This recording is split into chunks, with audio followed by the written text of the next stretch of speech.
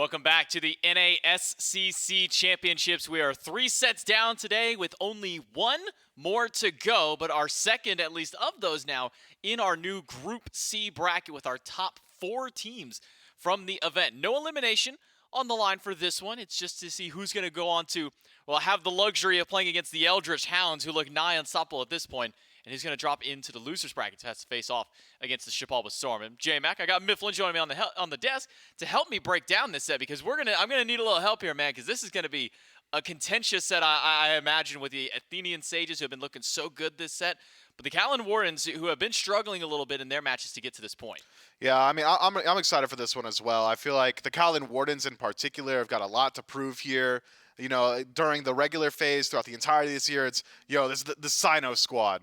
Literally called them the Sino squad for nearly 365 days. Now, no longer with Sino, need to prove that they still are a force to be reckoned with. So I'm sure they'll bring something strong up against the Sages, but certainly still no easy task. These teams are very closely matched. Yeah, it should be a very close matchup between the number 2 and the number 4 teams. Let's take a look, though, at the group stage bracket for Group C now. And this one is for all the marbles. The top 2 teams from this one will go and join their EU brethren and facing off against the remaining SPL squads for those final 4 spots at Worlds in January. But only 2 of the 4 teams here will make it. The Elder Towns are 1 step closer with their win just a moment ago with a 2-0 over the Shipalba Storm. Now we have the Athenian Sages and the Kaolin Wardens facing off to see who will join the Hounds at the top end of the bracket to face off for that first spot, and who's going to go down to the lower bracket and have to go for an elimination match for their next one into match 13. The Shipalba Storm looked pretty good, at least earlier on today. Had a bit of a stumble in their previous set up against the Eldritch Hounds. And now with the Athenian Sages and the Wardens, I think that this could be a matchup either way, in all honesty. The Sages, when they're hot, look almost to that same level of the Eldritch Hounds. But I say almost. It takes a bit, because the Eldritch Hounds have gone undefeated through the regular season. They've also now gone undefeated through this tournament so far. I don't even think they've dropped a game yet. And nearly every one of their matches, 30 or less minutes, sometimes even under 25. The Athenian Sages, this is a squad, Mifflin, that kind of had to put themselves back together coming into phase number 3. Had a couple of change-ups there. I really like what I've been seeing out of the duo lane from this team. Renjaru and Privative for the Athenian Sages have really been kind of the factor that sets up for this squad. Yeah, Privative in particular of those two has really impressed me. He's got what I like to call the eye of the initiator, because he is just always finding the impactful taunts. He's always throwing up the great walls that separate some of these team fights, or starts them up with the abducts as well. So I think starting with a duo lane, a great place to look for the Athenian Sages, because that has likely been their most consistent avenue in a lot of these sets. Generally, Renjaru strikes me as the type that is a bit more willing to play it passively in lane. He's not a Yarkor type. He's not a Netrioid type. He's not a Panda Cat that's going to sit on your tower line. He's more in line with the Wowies, the Barracudas, the, hey, if I get an advantage, I'll be there, I'll fight you, awesome, but otherwise, I'll play it a little bit slower, wait for objective time when I go DPS a Gold Fury, or confirm some of this neutral farm. And a lot of the leads that we see for the Athenian Sages come from that safe play, because flanked around the duo lane are a lot of hyper-aggressive players. Shortfuse wants to run it down. There's no other way to say it. He's going to be in your tier 2 tower at level 7 if he thinks it's going to get him a kill, and so often it does, because who's expecting the jungler in your tier 2 tower at level 7? Dishonored's the exact same way. Run it down, hyper-aggressive, high-risk, high-return style of player. So having that consistency in your duo lane is phenomenal. Just that fallback of, okay, well, we stumbled a little bit, but at least this side of the map's doing well. And it feels like some of the god pools of the players on the stage are starting to kind of trickle down to the rest of the SCC. The Athena that was originally kind of just reserved for Privative early on in the season is now kind of making its way through a lot of the different rankings. A lot of these different supports have kind of started picking this Athena back up a little bit more naturally here in Phase 3 and in the Phase 3 playoffs. And even Dishonored with this Nike, something that really only he was playing. Maybe Uzi as well kind of jumped the Nike, but besides that, nobody else was really playing it until Dishonored kind of brought it back out this weekend through. And going up against them is the Kaolin Wardens. I think you put it best earlier. A team that's kind of struggling right now through this tournament. They'll find some dominant games, and then they'll find some not-so-hot games. There was a 2-1 earlier for them in the day to beat Weeple Up, who was the number 2 SOC team. And with a new roster in here, you mentioned that, Sino's gone. That's kind of obvious for those who've been watching the SPL. For those who didn't tune in, yeah, Sino's not here. It's now Schlemy rotating himself into the jungle for this squad. But it seems that he's been able to at least find a home when he can get one of those consistent picks for himself. We can find a comfort pick but sometimes that comes a little hard for this team.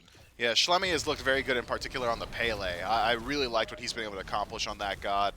Otherwise, those standard just pressure junglers as well have looked pretty decent. The Osiris's. At times, the Nike has even found her way into his hands. Just, let me go in, let me create some space. Warrior-type jungles that can really start off the fight. First one in, last one out is Schlemy's style. And for the most part, the Kaolin Wardens play well around it. The Twins love getting aggressive. Those guys are divers through and through. RelentlessOne out of the solo and Geno out of support. Then you leave Griff on his own. For the most part, he is fighting on his own, by the way, because for some reason moswal, regardless of his pick, is also a diver. I mean, so often he's playing the Merlin, moswal that is, and it just seems like he would rather be playing a solo laner based on how he positions in some of these engagements. But when I think of the Kaolin Wardens at their best, it's a team with a lead. When they are able to pull out a lead in the early, they run with it very, very well. Get involved in these objectives, push down these towers, and eventually that lead starts to build up to a point that a lot of teams really struggle to figure out how they want to play into it. And I think some of that trickle down does come from playing against teams like the Sage, even playing against teams like the Eldritch Hounds, who are also teams that once they establish that lead, they're just going to keep running that one through. We'll see what gets made through in the picks and bans, though, for game number 1. The Athenian Sages and the Kaolin Wardens, a best of 3 to see which of these teams will move on to face the Eldritch Hounds for their first spot to make it to the SWC group stages, who will drop down to have to fight for their lives against the Shibalba Storm, or at least fight for their tournament lives in that regard. As the bans start to go through right away, Vulcan and Ymir banned away by the Athenian Sages. The Wardens just going to go with the safe ban, taking away the Yemoja and the Ishtar, which has just been the #1 hunter pick for all of these gods. But with the #1 hunter taken off the table, will the Wardens feel they're in a position where they want to ban out the Cern as well? Generally, that's the second best, and now third taken off the table with Cupid banned out by the Sages. If I'm the Wardens here, maybe I am looking a little bit more so towards that second overall, but instead, Daji banned out and Athena as the selection. We talked about it. I mean, it was in their highlight reel for a good reason. The Sages look very, very strong when they have this clear focal point for their team fights. Let's play through the Athena. Whatever's confounded, we're dropping our abilities on that. That's the Sages at their best. But seeing it this early in your draft does leave me a bit concerned. Athena could be susceptible to wall compositions. They're very strong against this pick. Defense shred style picks as well. Defender of Olympus as your primary escape tool in a lot of these late game team fights is, all right, I stepped a little too far up. We jump into another lane. Oh, now there's a Nemesis ult on me, or there's a Stinger on me, so I don't exactly have the tankiness required to actually make it to my target. There are avenues in and ways to deal with it. Wardens don't seem too concerned about it, though. Along with the Athena, it will be a Cthulhu and a Ratatoskr selected. So you've got the dive in the front line now. For the Athenian Sage, it'll be a matter of what carries do they want to go with. And gotta imagine for the Wardens, now that they have this Rama locked in with Thor and Amaterasu, probably might put some priority towards banning hunters away. Cernunnos, notably the last of kind of the top 4 hunters still available, but it really feels, Mifflin, over the course of this weekend, Cernunnos has been slowly filtered out of a lot of compositions. We're not seeing him nearly as much anymore. Yeah, I'm surprised. I still am a massive fan of that pick. Just the huge AoE CC from Wild Hunt, the individual single target CC with the Bramble Blast Cripple just makes it very difficult to play in that 1v1 in lane. Cern's still incredibly strong and scales well into the late game, but will go unpicked here. Instead, it's Ram locked in for the Wardens ADC, and a pick that I like a lot. Being able to start off any given engagement by heading up into the air and just dealing 80% of a squishy target's HP bar, regardless of where they're standing, just gotta pray that his aim is off, is so powerful. I mean, we've seen that trajectory from Ram where it used to be, oh, he's really good at securing kills, to, oh, he could just remove someone from the team fight beforehand. And since then, his stock price has gone up a good deal. It's just whether or not you can get him to that point of the game. Ram really can struggle in that early laning phase, depending on which jungler the Sages would like to pick up. Looks like Ratatoskr to me, and that's a god that is very good at closing gap on picks like Ram. With 3 mage bans away out there, the Morgan, Hell, and Nuwa taken out, as well as a Maui in that ban. I think it's a Cernunnos Huang for the Athenian Sages to round out their composition, then Bacchus and Agni for the Kaolin Wardens. This Bacchus is something that could get things going over to the duo lane. It's the #2 Athenian Sages, the #4 Kaolin Wardens, and it's game 1 with Gore and Trelly. And I'm excited for this one. Thanks so much, J-Mac and Mifflin. As he said, it's Gore, it's Trelly, it's Doug. And we're going to be watching the Sages take on the Wardens here. Now, Trelly, Echoing some sentiments from the desk earlier. Wardens have had some really good games, some really not so great games. Sages pretty much in a similar boat, although we talk about it. Good team fights that usually come out of them. Shortfuse on the Ratatoskr was the kind of final point Mifflin was making, able to close the gap between him and Griff pretty often. But then I look over to the other side. I see the Thor. Feels like the jungle matchup here could be a huge deal. Yeah, I'm thinking lots of semi-global presence as well as Priv on this Athena, so the global presence as well. I love watching Priv on Athena. And getting out, being able to juke the Bacchus there. Should be able to get this purple buff, which also means you're probably losing your own purple buff to NotGeno. But that's a trade that both of these ADCs are unfortunately just have to make, because that's the meta we're in now, where you don't get your buff anymore. It is no longer yours. Actually, hold up, maybe Renjaru gets in time. He actually does. One auto will do it. And yeah, not going to be able to. So terrible start for the Wardens, because Priv's got the purple, Renjaru's got the purple, and now Geno's going to eat some damage in the meantime. Actually using the beads to try and get this kill, but it should go down eventually. Yeah, all you need is one more. There it is. You get first blood, your buff, and their buff. Good news is this Griff is going to get a lot of solo experience. Bad news is all those things I just listed. Feels like a good start. And Priv, in a moment, I mean, exactly like you highlighted it, suddenly feels really good about not being spotted up there and allowing that Bacchus to go as deep as he did. Just good confirm as well. Renjaru clears the green buff a little bit faster with those cleave autos, which means purple buff didn't go down as quickly as Geno would have hoped. And that also gives a first blood over to the Cernunnos. So that makes Shortfuse's job a lot easier, because you could either A, decide to sit on this lane and continue putting pressure on the Griff, or B, ignore that lane entirely because you're well aware that you're winning. And that means you can focus on solo, trying to get your Cthulhu ahead and making sure Dishonored's blue buff isn't getting invaded by Schlemy on this Thor. Both good strats, and I think Shortfuse can really take his pick of what he decides to go for. But considering the fact that there's an Amaterasu over here, her lane clear doesn't really come online for a little bit longer, so should be losing the 1v1 pressure-wise for at least a little bit until around like level 6 when you actually full clear with your shield. Should be just fine. So I think some options for both of these junglers. Now you are seeing the effects, at least in this side, of the first blood. First to level 2 in this lane was Griff. First to level 3 was Renjaru. Able to do a little bit more. Good little Bramble Blast. Locks Geno down for a little bit. Doesn't seem like they're going to do much after. Meanwhile, you had mentioned this, Shortfuse showing face on the other side. Barely able to, but able to steal the blue buff away. Nice try by Schlemy with the wall, the hammer. Just not enough to get that. So now, even your own jungle doesn't feel safe. Look at Priv. Immediately on the purple buff. And the minimum is going to get the smalls. Geno's going to be able to walk over in time. Still has the hog, knock up. This should be a secure. Now it's all about Priv staying out and getting out alive. The dash is canceled the first time thanks to a stun. Dash number 2 this time for Privative, or at least charge number 2 for it. Works out well. Griff rolls forward.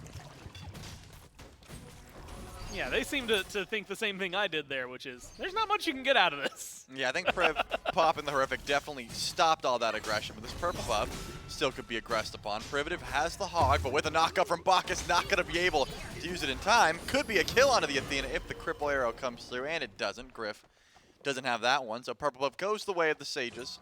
And a little bit of a scrap towards that buff, but level 4 for both of the dual lane of the Sages, and still level 3 on the side of the Wardens, which will start to add up, especially around stacking this Devos. But it looks like the Wardens aren't done trying to get aggressive, and neither are the Sages. They are just throwing CC back and forth, both tanks, staying very weak in this lane. And I do love what we're seeing is essentially exactly that, which is less can we get a kill and more how much of a nuisance can we be. Also using the SWC recall skill there. I think Priv has something in mind and is trying to manifest it. Speaking of which, Shortfuse is looking to manifest something as well. Good knockup, good damage, one more auto. That's all they need. And second blood, this time onto Griff, goes the way of the Sages. Yeah, Yeah, and that's going to be a nice kill. Jangaru does get the ult on his Schlemy, gets some damage, but here comes moswal, and remember, Celestial Flight not going to get you the whole way to that tower, but Jangaru jukes out one of the bombs and might have a kill on a Schlemy! It is able to find it like it's nothing. Now Dishonored's rotated over. Moswal does not get stunned. The beads are used. There's the roll. Taunt does not connect. Oh. The damage isn't there. Moswal turns one around just to make sure they know that, yeah, you can get away with a little bit, but you can't dive this tower just yet. Yeah, moswal too clean with those bombs. Does get the beads forced out. It does look like Jangaru was real low. Good ultimate there from Priv to help out the mid laner, and a good dive, but not quite good enough. As the first kill, the Wardens are able to grab this game, goes the way of moswal. Well, this one still steals away that blue buff, though. You got to imagine Dishonored feels a little upset about it, but chasing down with the Sentinel Madness not going to be the greatest idea. Because Amaterasu is very fast and has dazzling offensive for that CC immunity, even if Shortfuse made the rotation over. So both blues go in the way of the Wardens after moswal gets that kill as well. So some silver linings, starting to look a little bit better. Still gold lead in favor of the Sages. But they can play through moswal now. First one hit level 7 on this map. Something that they could capitalize on. I mean, those bombs did way more damage than I personally was expecting. And so I think that's something the Wardens should lean on. Schlemy, especially after that unfortunate fall not too long ago. Moswal has a lot of damage capabilities. Bacchus still not level 5. I'm waiting for that Intoxicate. It might not come for a little while. So the Wardens have to play patiently. Meanwhile, the Sages not only getting aggressive on the Schlemy again, trying to get the damage just shy of killing the Thor before the Anvil of Dawn. They force the ult and get a TKO out of it. I wanted to see a kill Yeah, too. I got real nervous the minute I saw just them know walking. Doug was like, all right, there's a chance that There's a Schlemy chance. dies here, and I want to make sure I'm watching when it happens. And that's a good call. Yeah, if it was Eye of the Jungle, could have been, but the Bumma Spear heals a little bit too quick. You know, you don't get that extra HP 5, you just get that little burst heal from killing the minis, and double tap into the Berserker's Barrage is going to make sure to clean up. So Priv going to steal away some offerings in the meantime, try to get a Trebuchet on the side of the Sages, and Geno is still level 4. I keep looking up going, like, surely he's still, surely now Anytime he's got ult. And the answer is no. Maybe these mid camps will do it if Jangaru doesn't steal him. Well, surely now. Nope. Oh Never my mind. goodness. He's wow. How far behind? Where is 84 experience needed? So surely now he's going to hit 5. There it is. Finally gets the ult online. The Intoxicate available. Though when you're falling behind already, maybe not too much of a splash he can make with that one. We'll have to see. I always like Bacchus. He feels very aggressive. Good knock up into an Intoxicate, into, I mean, anything after that is going to feel pretty solid because you've done so much damage. Your team should be able to follow up pretty easily as well. We had mentioned playing through moswal, though. Level 9. Jangaru just now hits 9, so just a little behind. But this has been good for the Sages, Charlie. We're talking just shy, well, about 2,500 gold. That's in their favor. Not 2,500. How about the other way? 1,500. Maybe going to go a little further up. Griff. Nowhere to run. Shortfuse. Going to chase that one down 2-1 and 0. Now approaching the 2,000 mark.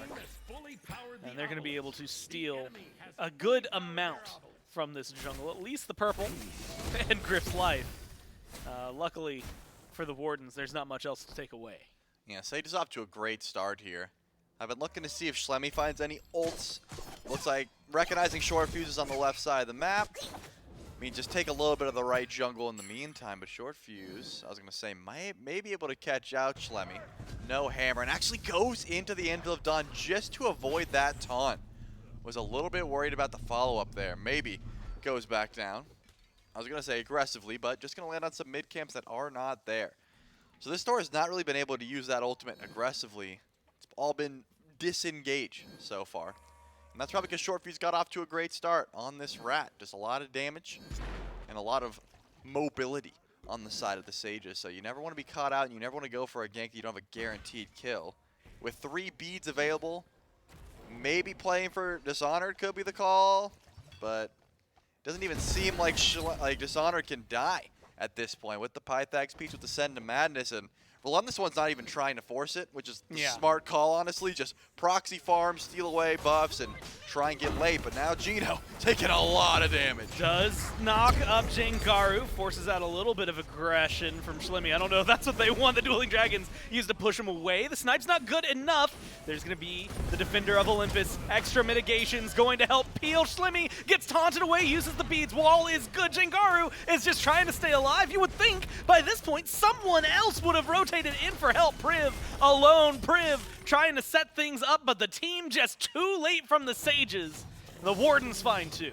Yeah, what you just said is exactly where my mind was going. Where's everybody at?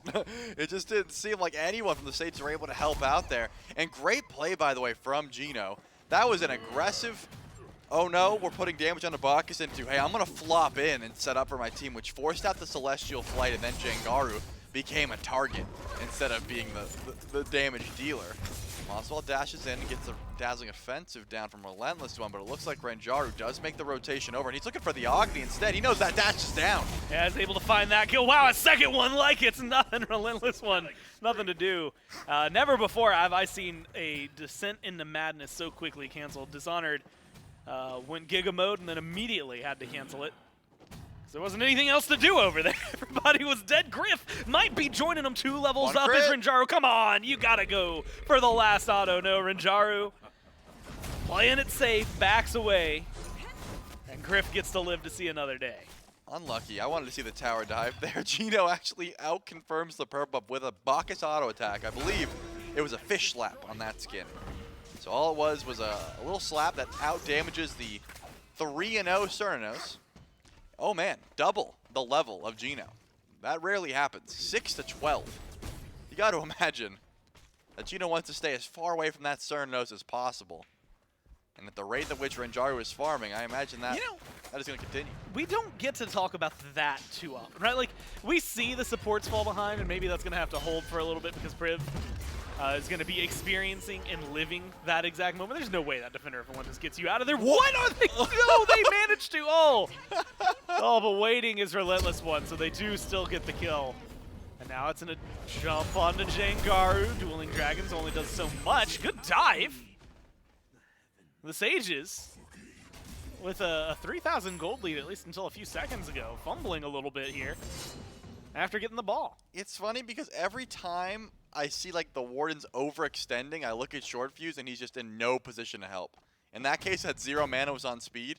And there's 2 ways you can look at it. 1, you could say my jungler's never here, or 2, you could talk about it from Shortfuse's perspective, like, man, my team's feeding. And I don't know which one to go for at this point, because that was a 3-man dive under tier 1. It seemed like Jangaru was just getting dove, and there was no backup in that case. But if Priv chose any other target with Defender of Olympus, maybe makes it out, but it did seem like one more auto, like one more hesitation of who you're going to teleport to, would have been death anyways. So unfortunate there for the support, but the Sages still ahead gold-wise, as you highlighted. It's still about 2K, and this rat is full full health, full mana, has the blink if needed, and is going to start this Gold Fury. Ult's still on cooldown for Shortfuse. That's the thing that's getting me. I've seen a lot of those come through. Sages do secure the Fury, even though the snipes from Griff were scarily on point.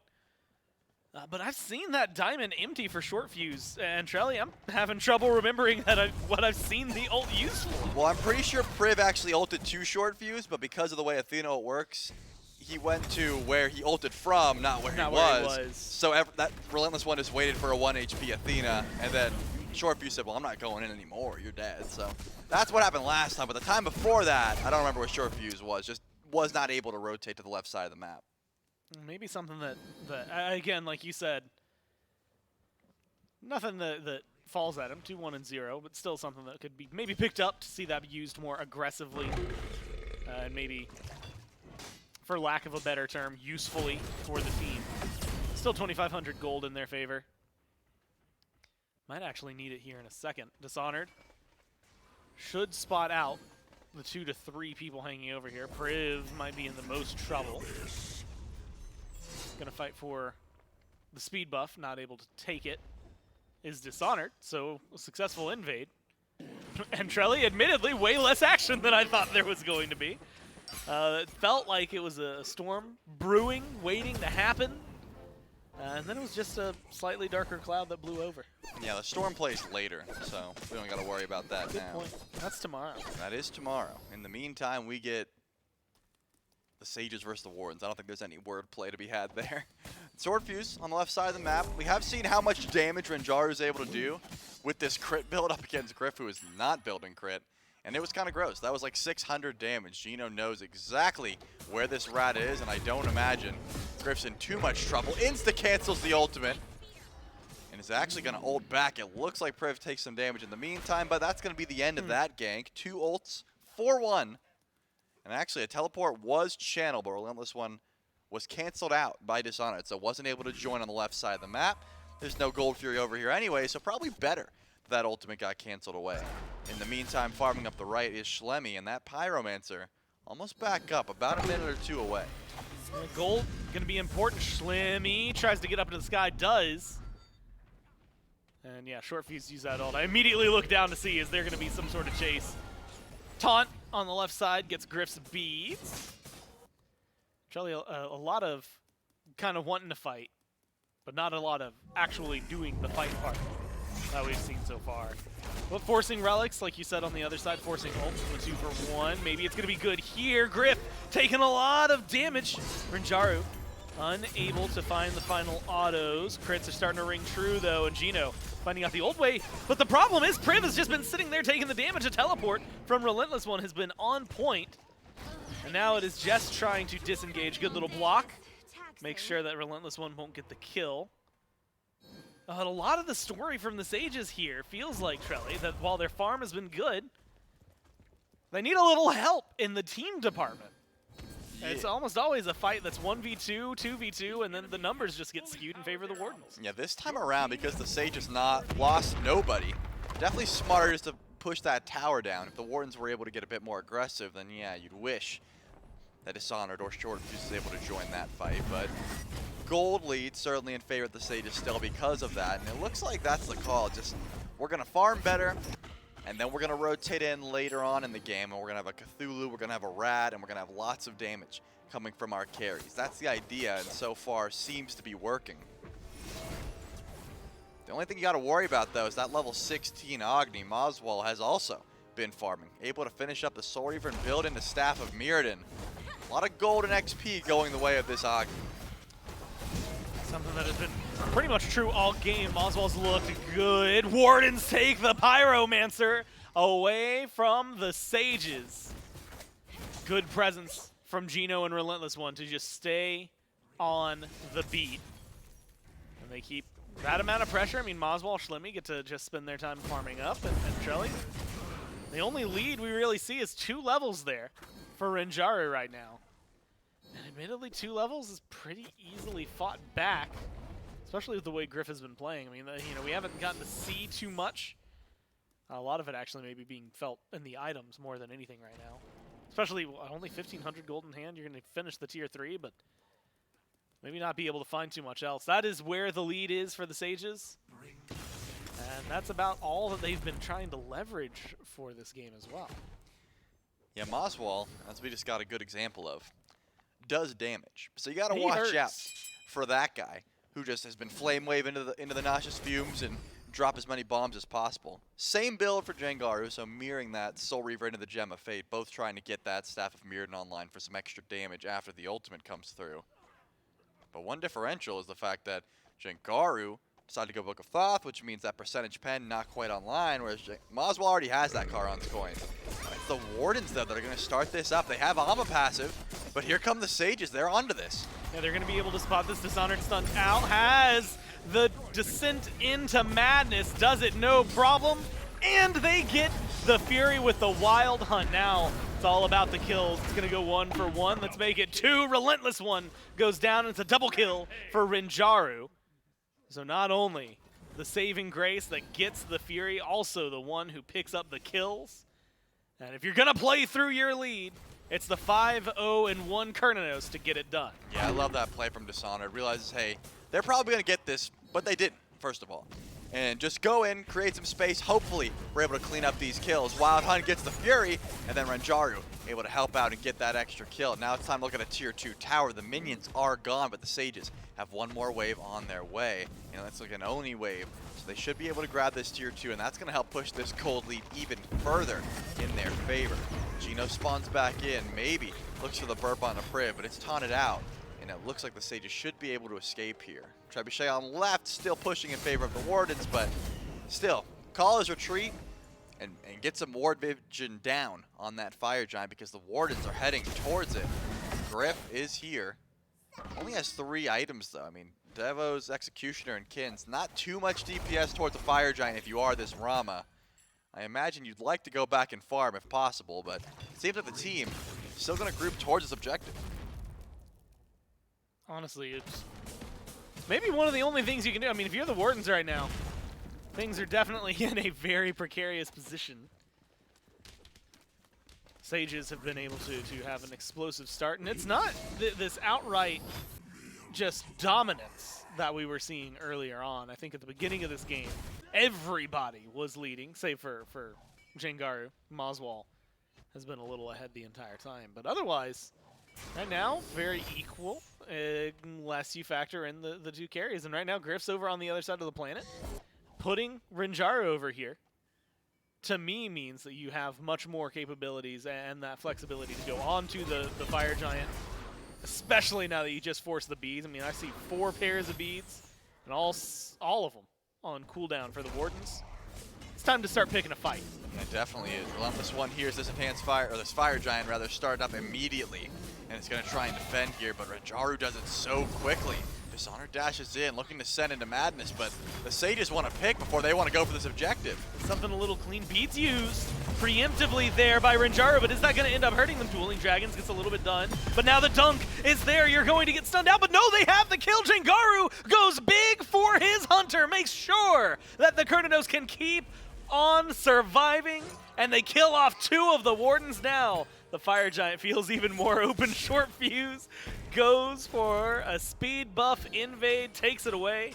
It is going to cost him, though, Trelly. A tier 2 on the other side goes down. Yeah, but Shortfuse knows Moswal's dash is down. He's going to need a lot of damage to these bombs and misses the dash. RelentlessOne does not have Dazzling Offensive, but plenty of damage, but some good peel from Priv is going to make sure Shortfuse gets out for the time being. Where's the rest of the team, though? They're on Fire Giant. It's just Jangaru and Renjaru going for the pull. Plenty of crits to come through, and it's up to RelentlessOne, who really can't step up to this.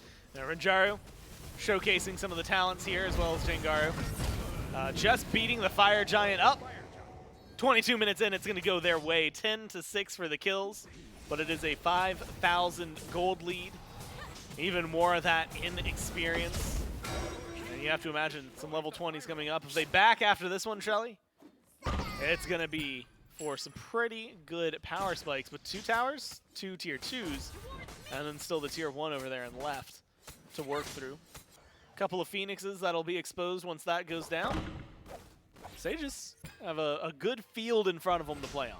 Yeah, I don't like the idea that Renjaru is going to get more crit online. He just finished that Deathbringer because I watched that Fire Giant. I saw 3 crits in a row at one point, all at about 500. Doesn't bode well for the carries of the Wardens when they get close to this Cern. But there's still tier 1s to go through. I mean, there's 1 on left and then 2 tier 2s left on left and right. So there is still plenty of gold to be grabbed here by the Athenian Sages. Curious what the Wardens decide to defend. Are they going to step up to the tier 2s, or do they stay back and go for Phoenix? There's no way that to try to defend tier 1. That's all but gone. And it's all based on, you know, can Moswal just be the driving force behind trying to send the Sages back off this defense? Gryph's got decent damage online, but had to go for the Eoti bow, so doesn't quite have that Silver Branch online, or a crit item. Would love some extra penetration to try and help to these tanky targets. Dishonored and Priv have been at the front line of these engagements trying to set up Force Relics. And it looks like that tier 2 is going to go down. Beautiful taunt to start this fight off. And immediately the damage follow-up. Geno is just taken out. Jangaru once again putting another on the board. And from getting dove under the tower to now being the one causing trouble for the Wardens. It has been a good turnaround. Schlemy has not been able to do too much this game. Might not be able to do too much. Looking for the dive. Not going to be able to find it a little too deep for Shortfuse's taste. It doesn't even matter. It's a zone that matters. Left side Phoenix goes down in the process. And it's only one kill, but it's going to open up mid as well. Might be opting for, and it looks like opting for, the safer of the options instead of going for a second Phoenix and a, let's call it 5 on 4.5, right, with the Phoenix there. Just going to go knock down this last tier 2, give themselves even more money to work with. Fall back. I mean, there's not a lot to do left on the map. Gold Fury's on the other side. And so it's a lot of room to play with if you're the Sages. Yeah, but they still have fire for another minute and 20 seconds. I don't think I would hate one more attempt at a bird, but I think the Sages are going to play this one as smart as possible. Probably group it for that Fury, get some vision down on Fire Giant, and just prepare for the next fight that they're looking to have. Reason I think, you know, forcing a fight now isn't terrible is because look how many power spikes the Wardens are close to. Moswal, that'll finish that Staff of Mirrodin. You can tell Gryph was either going to upgrade that starter item or look towards one more damage item that would really help this Rama get online. And it didn't really seem like Geno had a leg to stand on, but upgrading into Sentinel's Embrace or Sentinel's Boon could help out this Bacchus as well. But it seems the Sages, as they should be, are confident in their ability to fight once they spend up all the gold they're able to grab. 2,400 in pocket for Shortfuse, and this Gold Fury is going to put even more, about 300 or so, close to 3K.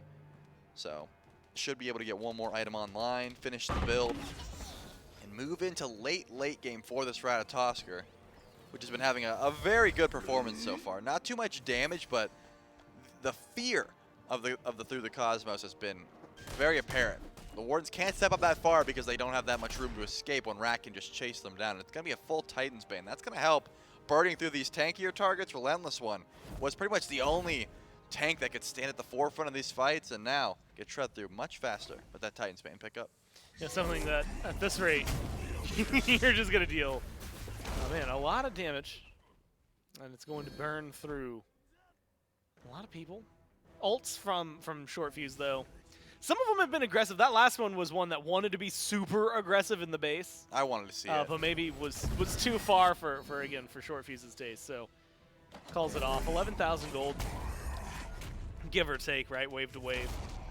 And with Fire Giant coming back in 25 seconds, Shelly, you have to imagine that not only the power spikes, but the vision is going to just be in favor of the Wardens. And a lot of work on Fire Minions still over there on left. That's going to cause trouble so far for RelentlessOne. When did that Trebuchet get wings? It's not a good joke, but it's what we have. It's not a good joke, but that's what you get 3 days into the SCC North American Championship. And a good taunt, once again, on to Geno. Last time Wild Hunt was able to catch that Bacchus out, but just some poke damage going the way of this Bacchus as Fire Giant has touched down. Fire Minions pushing down left, and actually Shortfuse is pushing up the Trebuchet. Do the Sages care their jungler's not here? No, they're going to continue the DPS. Jangaru taking a lot of damage, and to the skies goes Schlemy. The last time they started up this Fire Giant, they had Shortfuse over on the speed buff. Now Shortfuse jumps into the engagement. They're looking for Moswal. Instead, Jangaru is the one who ends up in trouble, unable to survive. Schlemy with a massive kill for his team. Dishonored's low. Geno trying to get into a position. There's a taunt. There's some damage. Huge. Those are the numbers you want to see. And it is a huge turnaround for the Sages. But it's 2 for 3. It's not as big as they would maybe like. Dishonored goes down. Low health bars all around. Schlemy looking at a good board, but the damage is too much for him to take triple for Shortfuse. Schlemy goes down, push it to the Quadra, and this Ratatoskr makes sure things pay off. They get the Deicide and Trelly with the Fire Minions. They get game number 1. I just want to know who stole the Penta, because Shortfuse was popping off, and you know what? I think it was Dishonored. Huge knock-up, sets up for the triple, but it was only a double. Dishonored probably got one of those with the slam, and then Shortfuse kills the rest. And as you said, a Fire Minion wave just waiting. 17 seconds before any more Wardens are going to be up. And they are going to claim game number 1. Fantastic performance throughout, but all off of a great start from Renjaru. Finishes up 5-0. We were talking about this Cernunnos. All that crit really did start to add up. And it didn't seem like anyone was able to get to that ADC. They were able to kill Jangaru, front of the fight. Yeah. Good ultimate in from Schlemy, but could not finish that ADC. And in this case, the Ratatoskr gets to run free. You know, we always talk about it. The phrase that people like to throw out is snowball. That was just like that was building a snowman, right? Yeah. They got themselves a massive lead, then they had to get a second fight to win, then they get the third one. That's the very end. And at that point, you've got And then the Quadra's like the carrot. the carrot in the eyes, the Yeah, smile. exactly. Definitely a smile on that snowman after the way that ends. You have to imagine it feels really good. I mean, it is a slow built lead, but it's a lead nonetheless. And it gets them a very massive win here in game number 1. Again, not elimination game, but one step closer to go into the SWC group stages. If you can win this set, Sages put themselves one step forward. Meanwhile, the Wardens on the other side, they got to figure something out, try to figure out where that's going to go.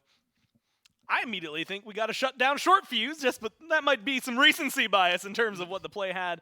We'll see how they adapt to that one, of course, what exactly there is to highlight in game number 1 here when the desk kicks it off right after this.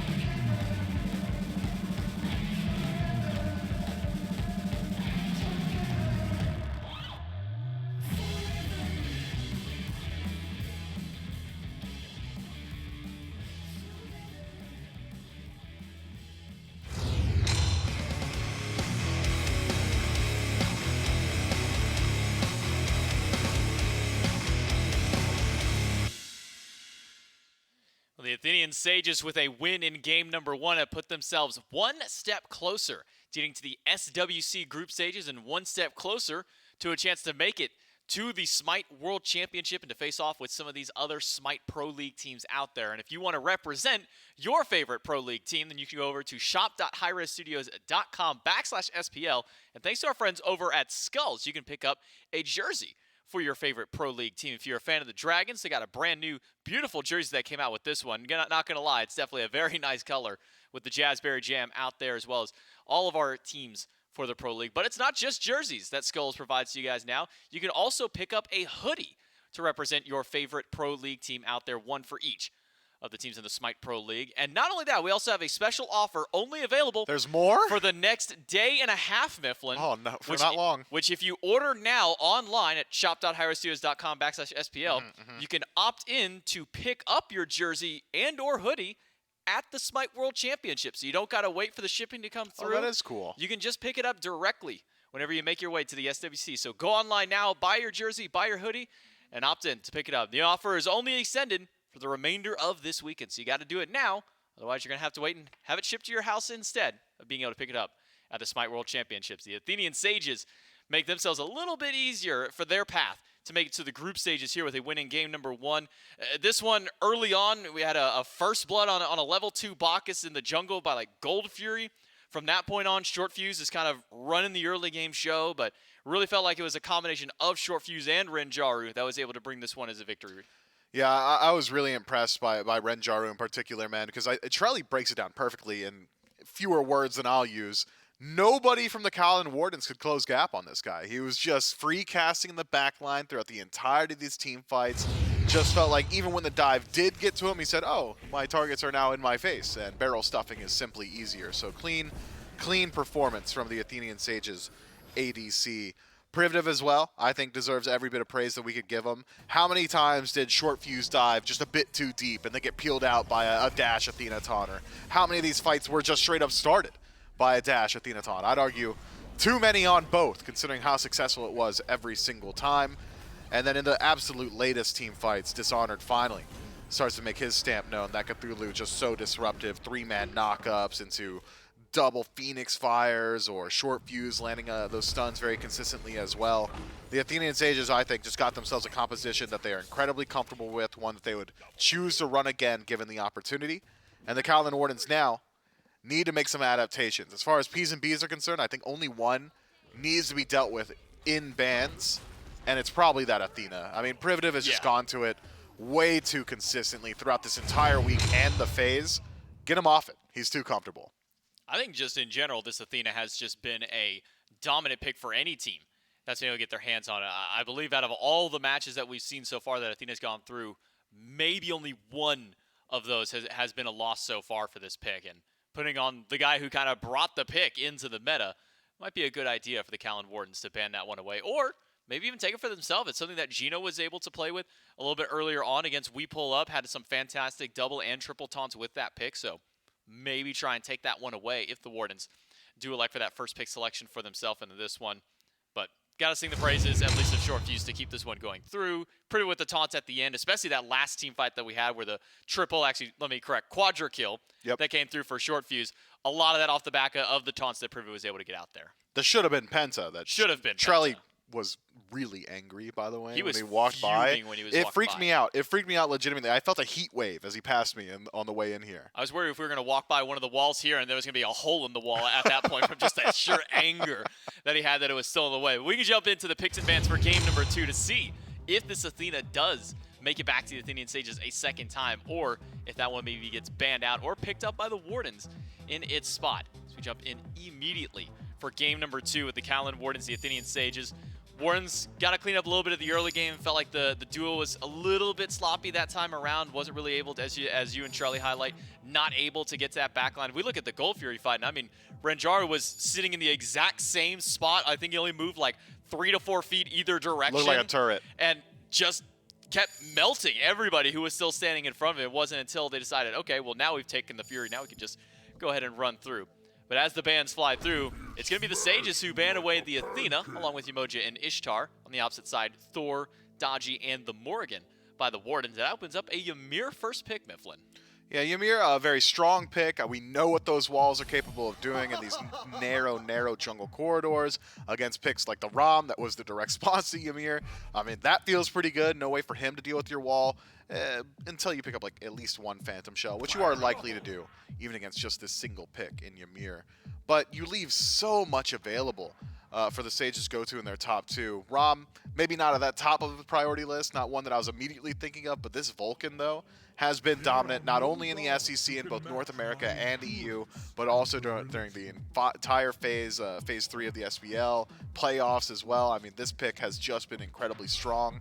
Itemization favors him. Sands of Time buff may not have been directly for him, but helps him as well. This Vulcan can establish pressure, has decent bully potential, and phenomenal late game scaling. Along with the Ymir, be Cernunnos and Ratatoskr, but with Yamoja, Ymir, and Athena taken away, that opens up the Maui to now go over to the way of Privative. We've seen what Oshwins was able to do with it earlier on in the day. Had some good games, had some not so good games.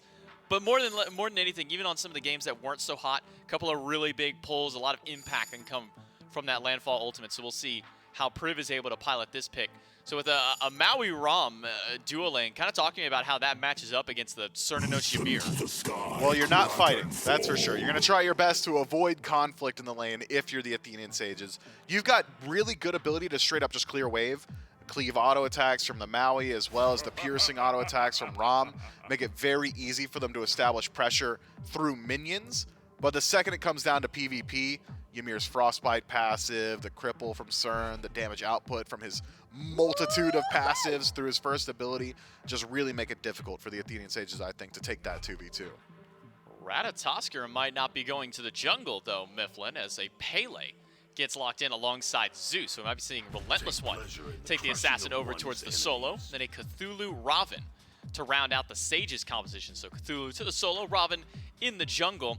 And now we look at this Raven Pele style of early gameplay for both these two teams. Once that level 2, level 3 hits, imagine we'll see a lot of sparks fly towards the mid lane. I think so, and one of these mid laners is a lot safer than the other one. Zeus peels with damage. He's going to drop Lightning Storm on his feet and say, hey, please get away from me. I'll kill you. He doesn't mean it, though. Not in the early game. Zeus doesn't quite have it until 2, 3, maybe 4 items into the build. So looking at how both of these compositions start to round out, I love how the Sages dive plays into the Wardens. The ability for Maui to just leap onto a Zeus, consistently find that pull back in, or even the Cthulhu's chase potential into a Zeus, incredibly strong as well. The Wardens are going to be playing a King Protection style composition. If this Zeus is going down early in the fight, I don't see how they win a fight. Well, we'll see if the Wardens can protect this Zeus and bring themselves to a game number 3, or the Athenian Sages gonna run away with it in 2. To find out, let's go to game number 2 with Gore and Trelly. Let's see what they have to offer. Trelly immediately on the plate. It's Zeus, and if it was anybody other than moswal, I'd be a little more worried about it. But it's moswal, and moswal, it was earlier today, he won a game on the Apwash. You have to imagine he's feeling pretty decent about this, though, as Mifflin highlighted. There's some good dive on the other side he has to be worried about. There is, and I think Shortfuse is a pretty good matchup into the Zeus. You kind of just blink in. You try your darndest to kick over the detonate, and even if you don't, you have plenty of damage to just delete the Zeus if you can stay on point with your build path. But if moswal gets ahead, which he is so apt to do, it can be a bit scary. And on the Agni last game, despite the fact that his team was down, was still one of the highest levels in the game. To see if that's sort of the case for as this game continues. But yeah, I've seen that a few times where the ADC's been picking up the green buffs. I think it's just like they just be picking it up now. I mean, the idea, I guess, that you're dropping the buff and you're gonna need to anyway might be working out well for him. Or maybe you wish you had that attack speed if you were Gryph. They almost get Privative, but they do not. Still, 2 belts versus 1, and admittedly the purple will last a little longer, right, because of the green. So you have to imagine the Wardens wishing they could maybe have gotten a little more there, and maybe able to find a little more. You know, we were talking a lot about the Zeus, and specifically again to echo Mifflin. It is all about peeling for yourself by killing whoever's going for you. And you highlighted Shortfuse should be pretty adept at getting back there and stopping that from happening. I was also, admittedly, a little distracted. I feel like I've seen see this scepter go down. Good so far for the Wardens. Doesn't look like they're going to get first blood on top of it. I feel like I've seen this Ymir skin more this weekend than in most other weeks of Smite.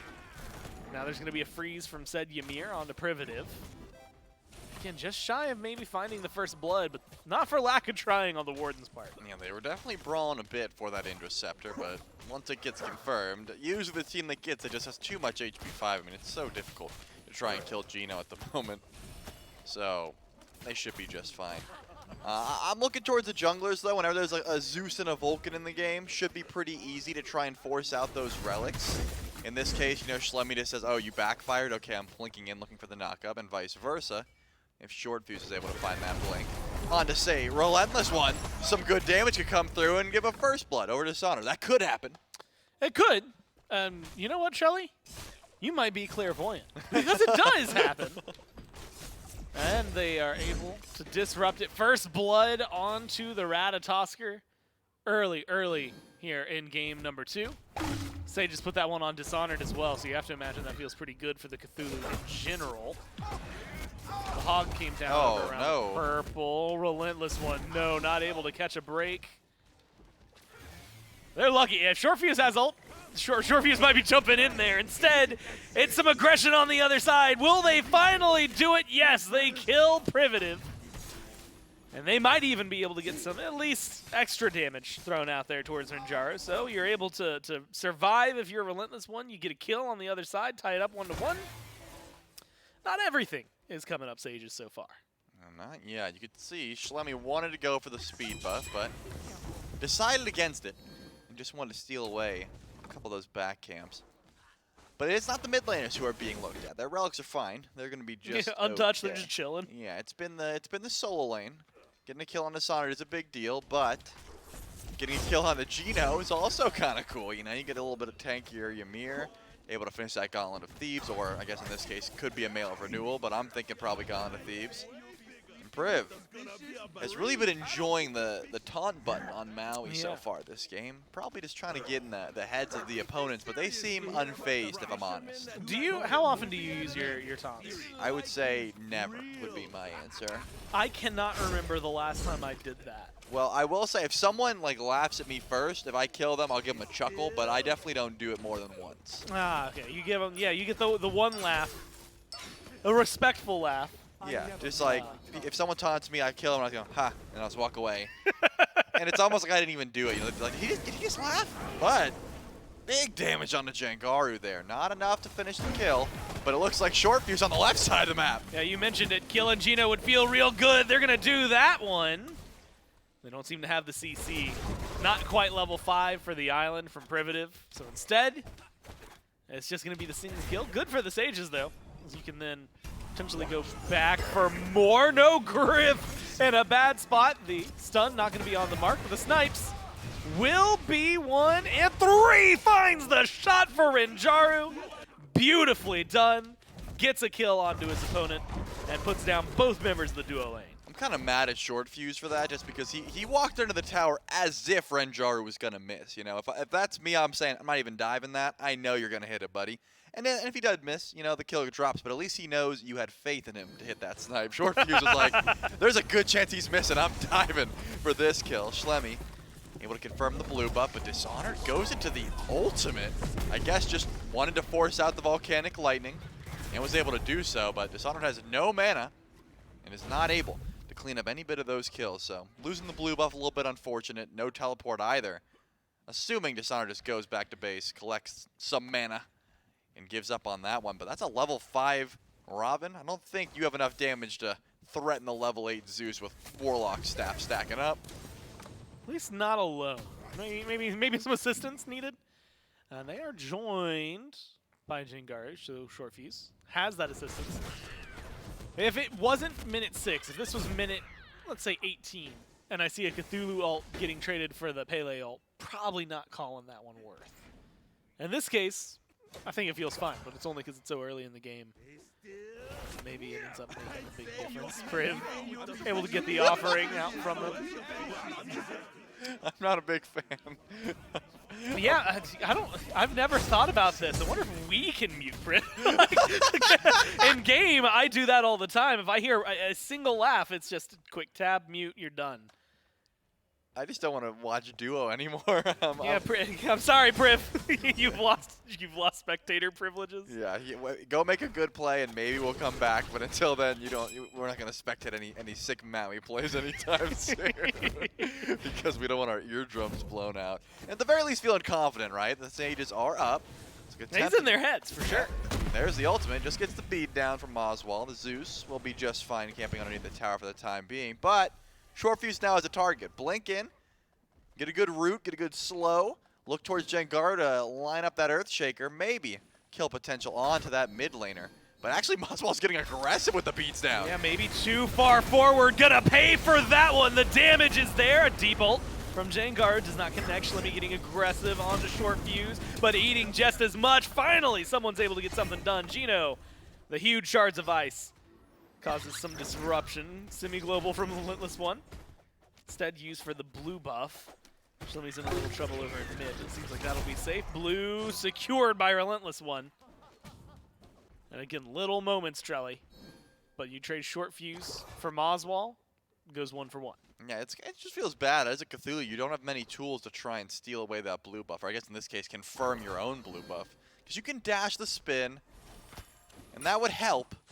But then there's still another spin the RelentlessOne has because you get the acorn that gives you 2 charges and you just don't have enough damage. In this case, Renjaru sniping to try and get damage onto purple, or in this case, help out with the kill onto Geno that Shortfuse wants to grab. And now Gryph boxing into 2, but here comes the rest of the team. Schlemy's here, but Jangaru's going to get here first. Yeah, Priv misses the stun in this instant with a nice wild hunt. Now they're goats. They're goats. And unfortunately for this time, we're not using the acronym. They're not the goats. No. Yeah, they are just literal goats. I think they're usually They're thrown pigs, away. but with Krampus, they turn into goats. It's different with each CN. There were hedgehogs for one of them as well. Yeah, because doesn't he like eat goats? Isn't that like part of? I was gonna say children. Isn't that the whole thing that Krampus does? He He has a switch. I know that much. He's the antithesis to Santa. Yeah. I'm not 100% sure, but I'm pretty sure it's like hinted at that there's a kid in his little thing. Yeah, probably would not surprise me. I'm pretty sure that's part of the That's lore like of the skin. Yeah. And that's a Krampus thing through and through. Okay. Go back, read some like Victorian age German like children's tales like that they're supposed to learn lessons from. They get dark. There's like one girl who was playing with matches, and incinerates herself. Oh. There's a kid who won't stop sucking his thumbs, so the clothing tailor chops them off. Like it is, they're like seriously some dark stories. My parents just said I'd get coal. That was good enough. I was a good boy after that. Well, you know, Trelly, in this day and age, maybe coal would be worth it. How much money could you sell coal for?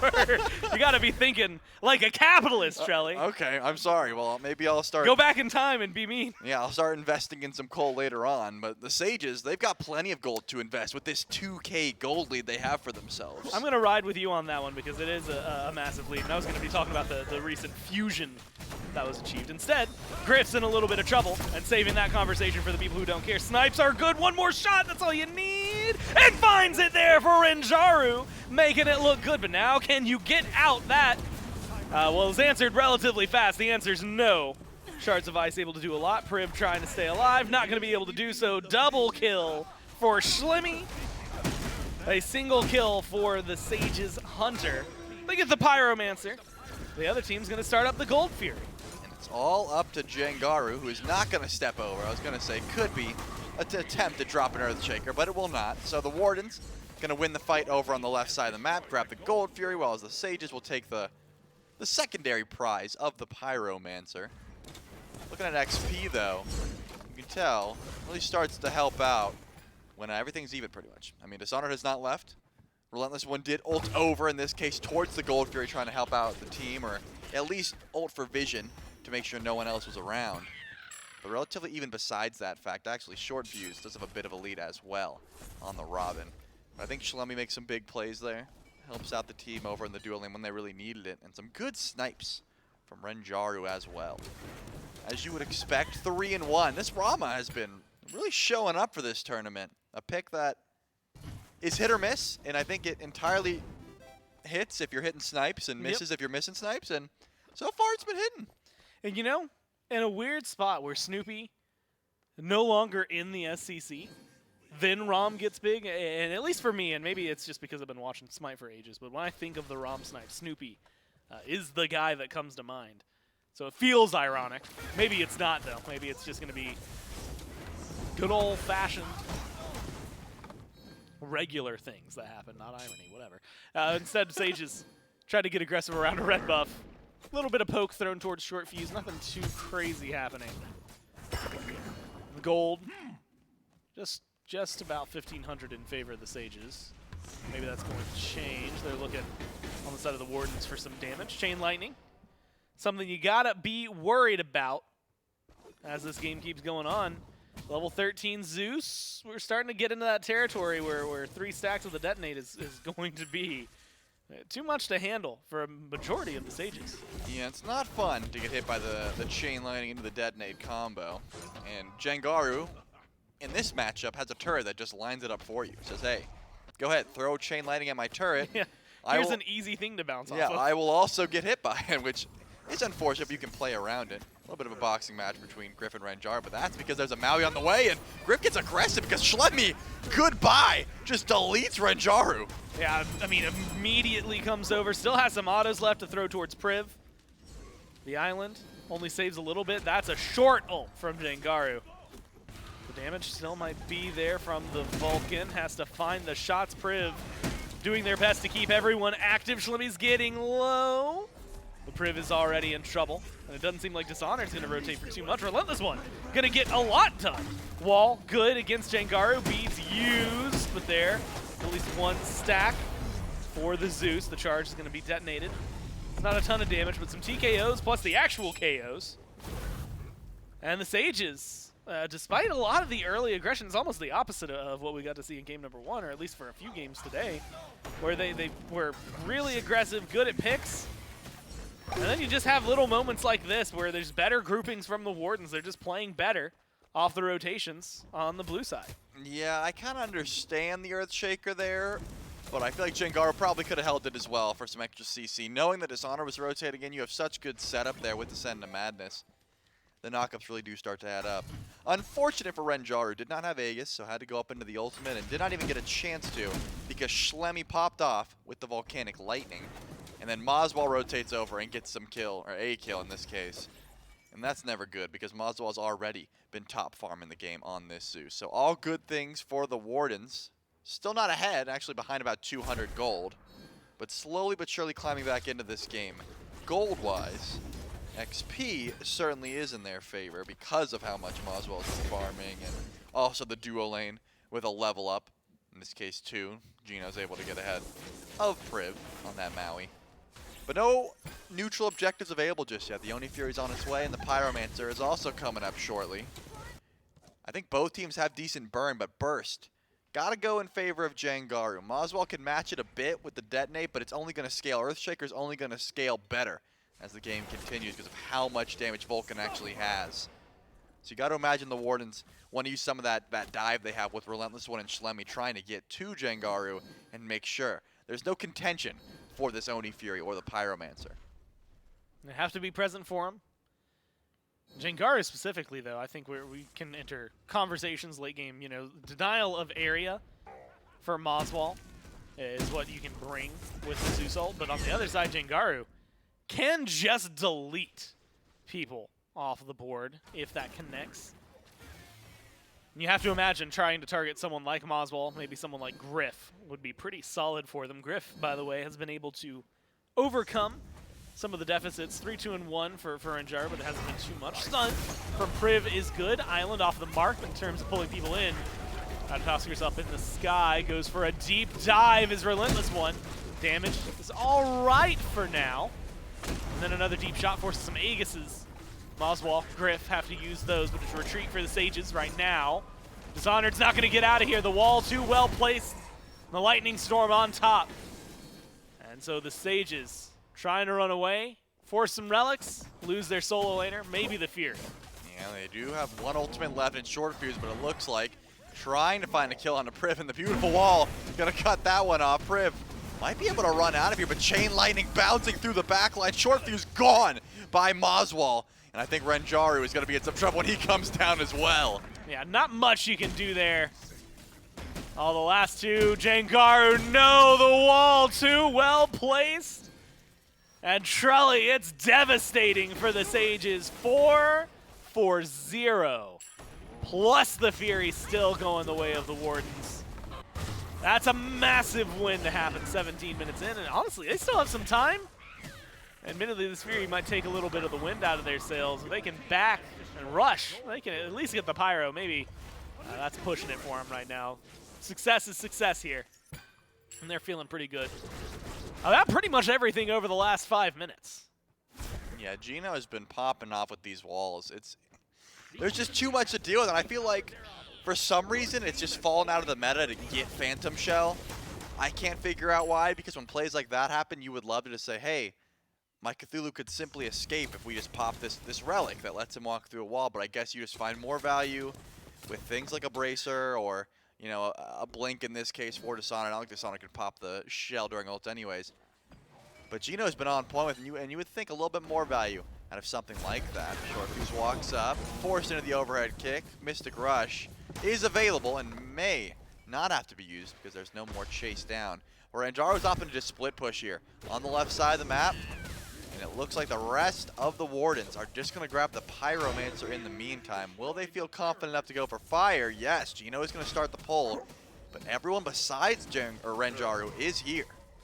This is a spot for Jangaru. Could be a massive playmaker for him. If the Wardens decided to stick to it, they do not. They're going for Priv, who is going to stun down on RelentlessOne. Maybe to a more awkward spot for themselves, though. Schlemy. Ult's available. Was looking to potentially make some plays, but instead it's going to be a little bit of a relaxing Trelly. They try to find some kills elsewhere. There's some damage being thrown towards Dishonored. Meanwhile, Renjaru, honestly, maybe getting the best end of any of these trades. Going to get a tier 2. And as long as nobody on the Sages dies and they don't get Fire Giant, you feel pretty good about it. That's a pretty big if as RelentlessOne dives the tower. One more hit. Kills off the opposing solo laner. And so a tier 2 for Dishonored. And with this amount of confidence, maybe for the Fire Giant. Yeah, if Dishonored's able to get out there, it could be massive, but was not.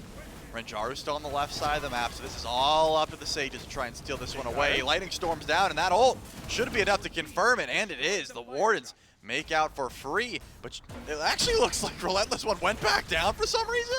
Yeah, lands, dies.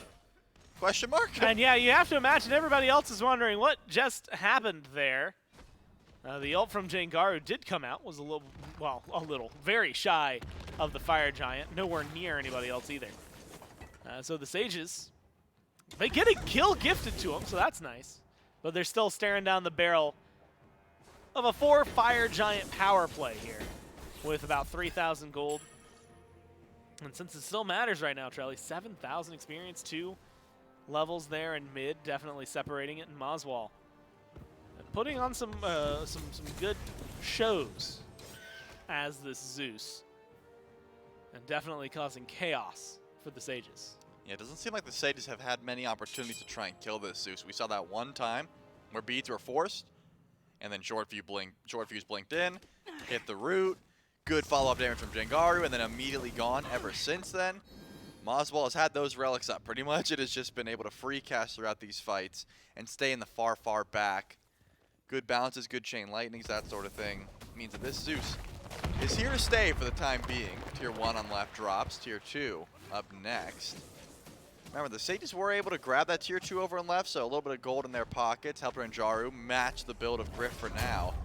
But if these Tier 2s drop, which the Wardens definitely want them to, they'll be able to pull ahead build-wise and damage-wise. And that's why the Sages are going to send out that Trebuchet and try and mount a bit of a defense here. But RelentlessOne actually between them all in the back line. And the last time, that didn't go so well. It's half their health bar here. Maybe a little bit more. The shot's going to connect. Not in time, though. Good shot from Jangaru, and the chase down is on. Shortfuse gets into the back, gets the Zeus, forces the relics, and finds the kill. Now RelentlessOne already low. Gryph, though, is a higher priority target. They're going to find that one. Great fish hook from Privative. And they're going to pull him in. Schlemy split pushes, gets a Tier 2. but at a pretty hefty cost to the Wardens. Yeah, the rest of the Sages are going to push left, but Dishonored has to go back to make sure that Phoenix is not being targeted. That's why RelentlessOne's here. Wanted to try and put some pressure towards it. Dishonored knows there's no way he's looking for a kill, but no minions either. So, Sages call an audible. They're going to go for the red buff, maybe set up for a Primal Fury, grab the Indra Scepter onto Renjaru, and then I guess that's pretty much it in the meantime. That Fire Giant's still available for another minute and 15 seconds. But RelentlessOne could go for the steal. Got through the Cosmos to try and escape in a couple seconds. Not quite up yet, but he could at the very least throw an Acorn Blast. Try and steal that away. Not able to. So the Sages grab Primal Fury. Close up a bit of that gold gap. Not so massive anymore. The XP, still a big deal, but 1,100 gold. Not going to be back-breaking. It's just Schlemy and Geno with the buff for another 45 seconds. You got to imagine next Fire Giant already on the minds of both of these teams. Yeah, not much you can do when well, I mean, Schlemy could try to find some pressure. Pyromancer's going to come back up soon, so maybe that's where the Wardens are going to be looking. Otherwise, like you said, the hopes and dreams of taking a base, a Phoenix, well, that's going to disappear and probably play the long role here. Looking down specifically at some of the players and their builds, that's where my mind drifts to. Moswal's been putting out a good amount of damage. But bested so far by this Cernunnos, and able to find a lot. Moswal might actually be in a little bit of trouble. I hear some snipes. 2 shots going to connect. Shortfuse now in a good spot to get aggressive. Finds the kill and shuts that one down. And just 30 seconds before the beads and the Aegis come back, so a great time to try and kill off the Zeus. Yeah, definitely a great time, but Renjaru close to getting soloed there. If that wasn't for the Aegis, which was available, could have been trouble. Moswal doing a lot of damage and just picked up an alternate timeline. That's going to help out towards the next Fire Giant fight if the Wardens are able to stall out until that point. This Fire Giant spawns at 20, Moswal's up in 30. It's going to take him more than 10 seconds to run up towards that objective. So if the Sages are on point and just try and burn it down, they've got Vulcan to confirm. Moswal may not even get to show that alternate timeline at this first fight, but the Wardens are in a position where they can step up. They've got plenty of stalling opportunities. RelentlessOne can just go up into the sky, and that alone might make the Sages back up. Keep your eyes on Priv, though. A good pull to start off the fight could be all the Sages need to open up this Fire Giant. Moswal has just spawned in, and he's heading towards the Fire Giant now. FG still shy of being enhanced by about 5 minutes. Will still be a huge deal, maybe biggest. Well, for either of these sides, if it's both Phoenix exists, Fire Giant's getting low, comes crashing down. Sages able to secure this on 5, but can they survive the rest of this? Renjaru immediately, the answer is no. Killed off thanks to RelentlessOne. Dishonored not going to make it out of here either. Shortfuse chasing down, gets Schlemy, trades out. So far, 1 for 2. It's looking for a little more and is able to put up a little extra. Not going to win the fight afterward versus Moswal. So 2 for 3. Trelly, we end up in an interesting spot. Similar to, well, just a few minutes ago where only 2 people are left with Fire Giant, except this time it's at the very beginning of the power play. I mean, that should have been much more in favor of the Wardens, though. Shortfuse goes massive, killing Griff through Aegis as well. After already diving 1 kill. Pretty nuts. But the Wardens can't get much after that. Still Fire Giant on Jangaru and Priv, and they had enough defense to just make sure no birds go down. You got waves pushed up over on left.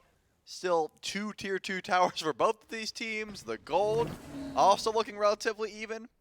I gotta call that pretty much a double down. However, the Sages have the opportunity to group up and push now. You do get some relics down. Schlemy looking a little bit worse for wear. You were able to get Griff's beads, or Aegis rather. The beads are still available. But on the other side, Shortfuse used everything. Jangaru had to use the beads, and Renjaru still has no beads down for 90. So the Sages aren't at full fighting strength either. Will they group up and push with this last 2 minutes and 30 seconds of Fire Giant? Probably slowly. Maybe at least an attempt at Gold Fury or a tier 2 tower in mid. Both Assassins on the Wardens are over on the right side of the map, though, so this could be a good time for the Sages to get aggressive if they can catch out Geno. Well, tries with the stun from Priv, tries with the island from Priv. All going to be a little short. We'll give Maui some credit, though. That island So cool. looks like it would be paradise. You want to live on that, on the landfall? Yeah, did you see the, like, it has a little waterfall and everything? Looks like a cozy place. I've also never tried surviving on just an island, so maybe I'm the one in the wrong here. RelentlessOne dives deep. I was thinking that maybe they were the wrong. No, instead it's going to be a reset. Fury's coming up in a few seconds. And with all 2 Fire Giant buffs, Trelly, there's a small advantage for the Sages around it. Maybe nowhere near the amount they would need to be super self-assured. Priv taking maybe a little too much poke for their taste. Same thing goes for the rest of the team. Nice chain lightning from moswal. Fury spawns in. The Sages are going over to mid. Still Fire Giant left on Jangaru and Priv and Shortfuse. Beautiful wall here. Forced into the Mystic Rush, but is there chase down? Does not look like it immediately. The Wardens want to try and go in, but unfortunate for Renjaru has to force into both relics there. Now immediately you have relics used, you have ults used, you have RelentlessOne up on the branches of Yggdrasil, jumping down, disrupting some of this fight. Priv looking for something. Schlemy, though, is going to find a beeline to the back line, gets rid of Renjaru. Jangaru forced to run away. So far has a little bit of space. Not much to work with, though. And it's only a matter of time before RelentlessOne or oGryph finds that kill. oGryph will be the one to do it. In the back line for the Sages, killed off very easily. 1 Fire Giant gone. 1 more to go. Priv's got it for 20 more seconds on this Maui, which does mean, unfortunately, that all members of the Sages will be back up before this Fire Giant spawns back in, but not before the Wardens can make a play for the Pyromancer, send out a Trebuchet on left, and reset and grab some buffs in the meantime.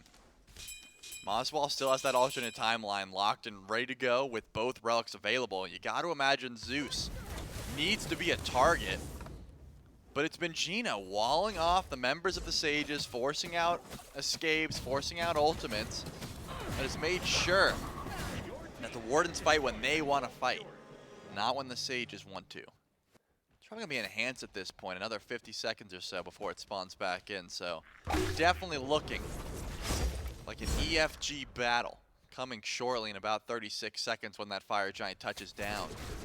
Full builds almost coming through for Jangaru, but Shortfuse is able to finish up. Renjaru either has the opportunity to upgrade that starter or sell that starter for something else. Selling has usually been the call. Possibly a Deathbringer, and Renjaru doesn't have enough gold in hand to grab it, is the call. But decided to pivot into the Death's Embrace. Some extra life steal, some extra healing will help when it's trying to sustain through these battles. But Enhanced Fire Giant touches down in 5, and the Sages are already here. Yeah, that's going to be something big to play against. Trelly, they've got like 9 seconds. 8, 7, 6, 5, 4 seconds total for the Fire Giant before it's enhanced. By the time anyone kills this thing, yeah, he is going to be enhanced. You can see it there. If Nice all 10 of them is purple, attacked at glowy. once, they could have got it. And in the 4 seconds. Yeah, in the 4th, everyone just dropped everything and just said, we'll coin flip Coin it. flip it. See what happens. I think they're feeling a little too tense for that. Sages in the set, still up 1-0. Surprisingly close game. 5,000 gold separating them. This EFG, honestly, could be the thing that breaks either of these squads. Sages, their defense, solid. But most defenses can crumble when you've got an enhanced Fire Giant. Same for the other side. Good offense, good defense from the Wardens. But it can crumble in the blink of an eye. Much like the team fight did last time. Charlie, so far, it is a little more slow roll. I always love the positioning you have to be in if you're a support. In this case, maybe the solo laner as well. I need to be somewhere where I can spot people. You got to keep moving. Not like there's much else the Ymir's going to do. Good wall. Maybe doesn't find as much as they want. Nice pickup onto moswal. They need a little more follow-up, though, to make sure that Zeus gets hurt. Just off the mark is Jangaru. moswal makes it to the back just fine. Jangaru instead is the one who falls crashing down to the ground. Come the rest of the Sages and put down in the ground. It's going to be Dishonored. Now Renjaru. Now Shortfuse. And Priv swings over the wall just trying to escape. But Trelly, they might not need anymore. They might not need that enhanced fire giant. They've got the opening they need in the Phoenix in mid. And it looks like the Wardens want to push this to 3. 30 seconds before anyone can join the Maui. And unless things go catastrophic, which depending on how they take this, it could, they're going to be pushing us to a game number 3.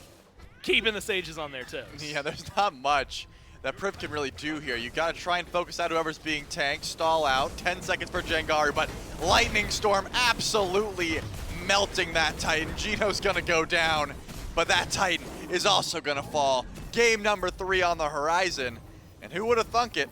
That Zeus, after getting alternate timeline, didn't get it procced one single time.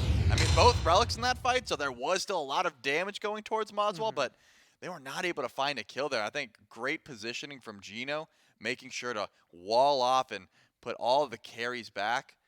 And if that's happening, it gets so hard to actually close gap onto the carries on the other team. And I mean, you had said it a few times. There were a lot of fights where we'd look over, and depending on who won it, for some reason the carries wouldn't have used any of their relics. A couple of times they were pulled. A lot of the wins for the Sages there were on the back of the Vulcan ult. Unfortunately for them, at the very end, it didn't hit the way they needed to. And the Wardens push things to 3. We'll find out who's going to be able to close it out right after this.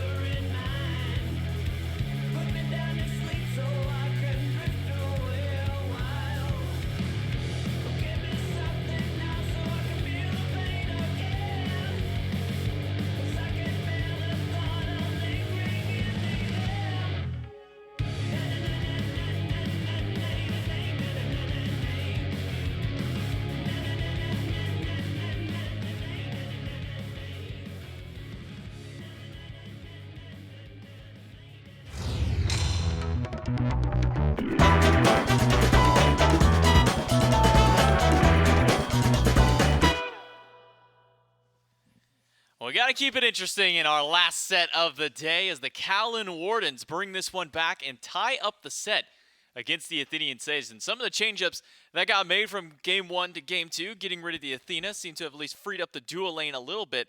And most importantly, Mifflin, it really kind of felt like the front line of the Athenian Sages couldn't get into the team fight, couldn't get into the back line to really deal with anything. It felt like RelentlessOne on this Kamazotz was always a step ahead of the Cthulhu. Really felt like Dishonored wasn't able to be that impactful force that he was in the previous game. Yeah, and I think it was a bit of column A and column B, and column A for the Kaolin Wardens being that their dive got a whole lot better. I really liked what they were capable of doing, how they were able to close that one up. Didn't feel like they had to run into the wall that was the Athena as often as previous, right? It was, hey, let's send one guy up into the air, RelentlessOne, can you close gap on Jangaru? And he's like, yeah, dude, I have a global, of course. I'll be there every single time. And Jangaru just had to suffer on this Vulcan. Whereas the dive of the Athenian Sages were like, hey, can you get on to moswal and the Zeus? And everybody's like, I don't want to do that. It's a Zeus that has a lot of damage because he wasn't dealt with in the early game. And moswal was able to essentially do whatever he wanted in that one. I thought very clean adaptations across the board. The Kaolin Wardens really identified the issues that they had lined up against in Game 1 and dealt with them appropriately. Now it's on the Athenian Sages to show that they're capable of making those exact same adaptations in a very similar position. Unfortunately for them, do you want to ban a Zeus? Not particularly, so how do you deal with it otherwise? I think it's probably looking at the peel potential. A lot of those fights, try and jump on Zeus, a wall would spawn up right in front of you, or Griff would throw out the wild hunt. So if you can get rid of some of these AoE CCs or get rid of some of these facilitators, and then moswal still goes towards the Zeus, the Sages might have a bit more luck. Also notable, something that we always bring up when talking about Ymir, Kabrakan, Yamoja, is things like Phantom Shell. There wasn't a single one on the side of the Sages. So anytime that wall came up, if you didn't have a jump or you weren't already walking back towards them at that point, well, you might as well just kind of kiss your life bar goodbye. It happened multiple times in Dishonored where wall gets thrown up. Now the Cthulhu is locked inside of that lightning storm or maybe trapped by a wild hunt there. So maybe getting rid of this Ymir could be a good start, at least for the Athenian Sages. I mean, last time around they had to ban the Athena because they didn't want to give it over to Geno. So maybe now you ban the Ymir and make them be the ones to either ban the Athena, or if you're the Sages in that first pick spot, maybe you can be the one to take the Athena or the Ymir for yourself. Yeah, I don't know. I mean, it looked to me like both these teams probably value the Athena very highly, considering Game 2 P's and B's, the Athenian Sages in second pick decided to ban it. Really seems like they're saying, okay, well, the Wardens will take it if it's available. So maybe whoever's in second pick is probably just going to be locked into that ban. Maybe so. And with the Ymir being so highly contentious as well, could see maybe that one go along, banned away with that one there. So for game number 3, picks and bans, I think a lot of the onus is on the supports, the solo lane, to kind of see how those change-ups get made through and figuring out how you can get to some of these harder hitting mages in that mid lane. But it's so weird to go up against a player like moswal, because he'll play the normal set. He'll play the Merlins when it's meta. He'll play the Huangs, things like that. But only moswal is playing hell. Only moswal is playing Zeus and Opwash. And when he has a pop-off game, I think you put it best, it's, do you really want to have to ban a moswal mage just that way you don't have to deal with it? Seems so far for the Sages, the answer to that is no. They ban away the Ymir and the Ratatoskrs. Actually going to take away both problems that was provided to them by the Kaolin Wardens, as well as the Yamoja.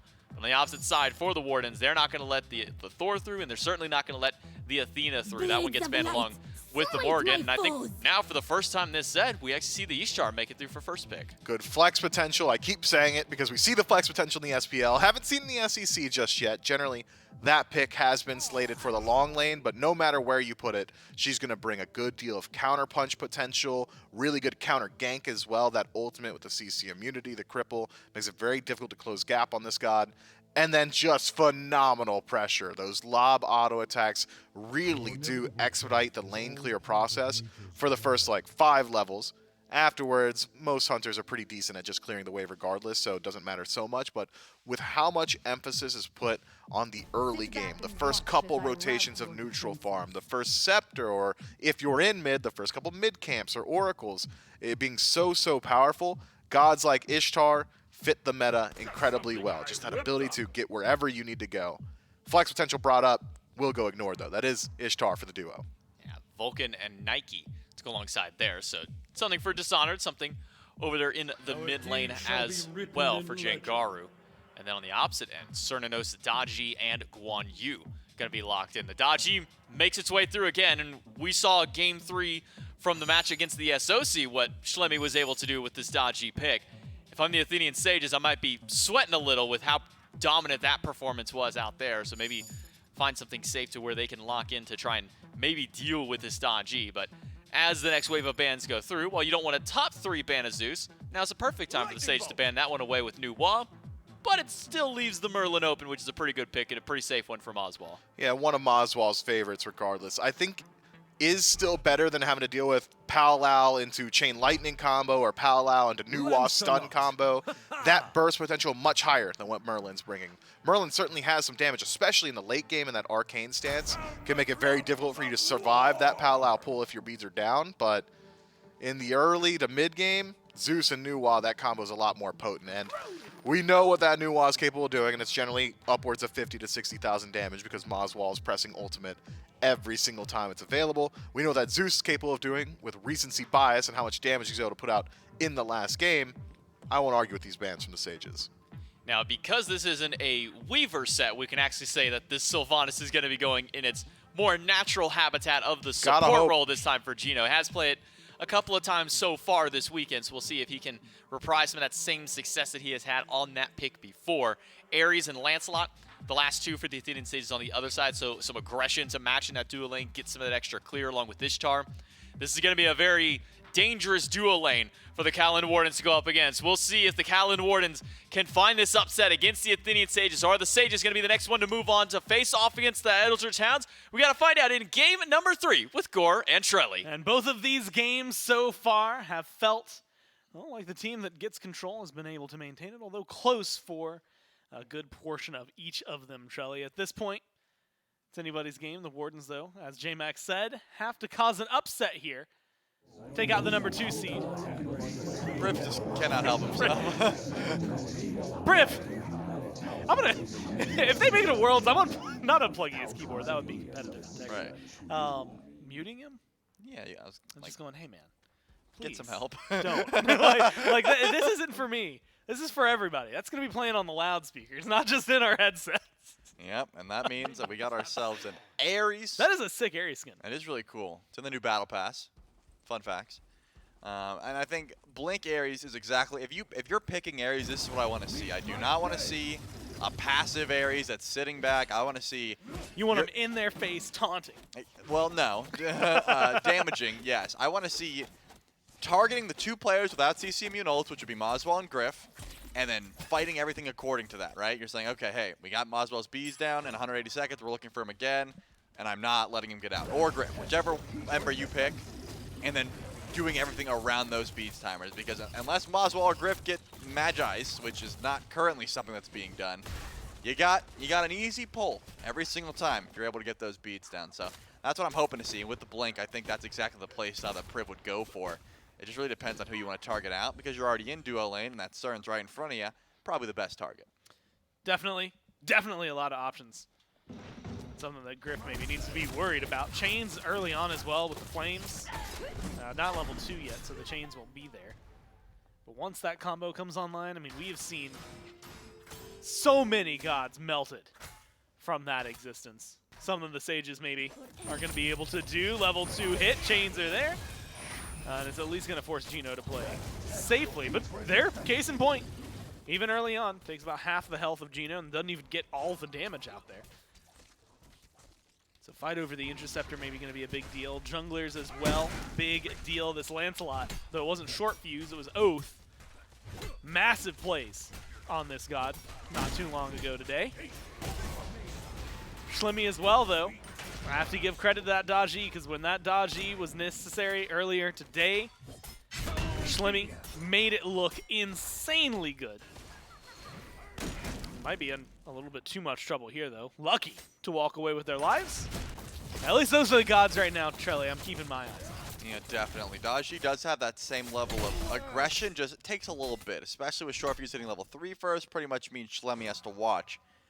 As the jungle's invaded, Blink in from Shortfuse, wanted to chase this one down, does get the slow, doesn't really have anywhere but the minion wave to dash to, but it looks like Schlemy isn't too worried, because there's no way Shortfuse is diving underneath the tower at level 3. But blue buff, however, could be the call. RelentlessOne does not want to lose access to that extra mana and the XP that this buff would provide, but We'll see if he's even got a choice. Only has the dash and gonna be a little too late. That one goes down and Shortfuse rides away. And Schlemy doesn't even head over to the right side of the map. He's going over towards the green buff now. So all the right side belongs to the Sages for now, as they're able to keep Dishonored ahead, at least a level, over the Guan Yu. At least a level for now. Dishonored on the Nike. We've seen a lot of good Nike plays. Have to expect some from that. Also have to mention moswal's Merlin. Just one of those few gods that the combo works out really well. Have to imagine moswal having a good performance on this one, considering what we've seen it do in the past. Would you prefer Merswal or Moslin? Well, see, what's funny, I always, at least in my mind, I always go with the joke that it's just the first letter. So it'd be like, okay, so you get either Merlin or moswal. But both of those check out. of the ones you said, what was it, Merswal yeah, or Merswal or Moslin? Or Moslin. I think Moslin. Merswal feels bad to say. I kind of like it because it feels bad to say. It just feels so different. Yeah, I can see that. A little bit of a scrap over the interceptor, but no, not enough burst. But here comes the gank, and it's actually Moswal who's going to try and put Priv down. Good damage. And Griff gets credit for that one. And Renjaru goes aggressive? in? Well, he does have some jungle help. But that might still be too much for them. Damage onto Geno. Short fuse there. There's the Joust Fields. Damage should be good. Can they get the kill? Return. The answer is yes. It's only going to be the one, but 1 for 1 minus the Scepter. Means that, well, and the First Blood bounty, so they at least keep things slightly close for the Sages. And actually, gold-wise, it's pretty much negligible. So the Wardens get the First Blood. But a good retaliation from the Sages make sure that they don't get too far ahead. And the reason that Goldie didn't change too much is because Jangaru didn't rotate. Moswal had to go all the way over, missed a wave. While Jangaru sat here, farming. While you were ganking duo lane, I was studying minions and was able to get a little bit of a lead. Gonna steal away that red buff as well. And Priv gets to pick that one up. Doesn't quite have no escape, but it's a little bit more damage on those chains for the time being. And I'm just keep your eye on the beads timers. I mean, currently Geno could be an easy pull without that ultimate. Ratatoskr doesn't have the CC immunity just yet, but all other beads are up for the time being. All other, meaning Moswals and Griffs. And coincidentally, those are the two characters without CC immune ults at the moment. Someone that could definitely cause some trouble. You had highlighted the Ares earlier. Shortfuse right now, just dead. Not many other things to say about that. RelentlessOne, Schlemy, just walk at them and cause the trouble necessary to make that happen. Now, Trelly, we enter a interesting zone. 200 gold separating them. Not a lot of experience separating the teams. But the early pressure, and specifically I have to highlight Schlemy, because earlier today, I believe it ended the game, I want to say 12-3, something around there. At one point was 9-0 on this dodgy pick until they dove a Phoenix. Maybe not going to expect the same numbers, but if it's a pick that can get online fast and get ahead, it'll be very difficult for the Lancelot to keep up. And if Privative isn't able to capitalize on those that have no beads, or force some of the beads so that the ult can pull out, then we're going to be sitting for a while without maybe too much for the Sages to do. And that's kind of the issue with there is if you don't get online, you don't force all that out, what is your plan late game? And it's kind of like, hey, I'm going to blink in ult, not get the ult off and die, or get the ult off, then die. Either way, 3 Sages heading over to the right lane, one to pull back in on this one, no horse to his name.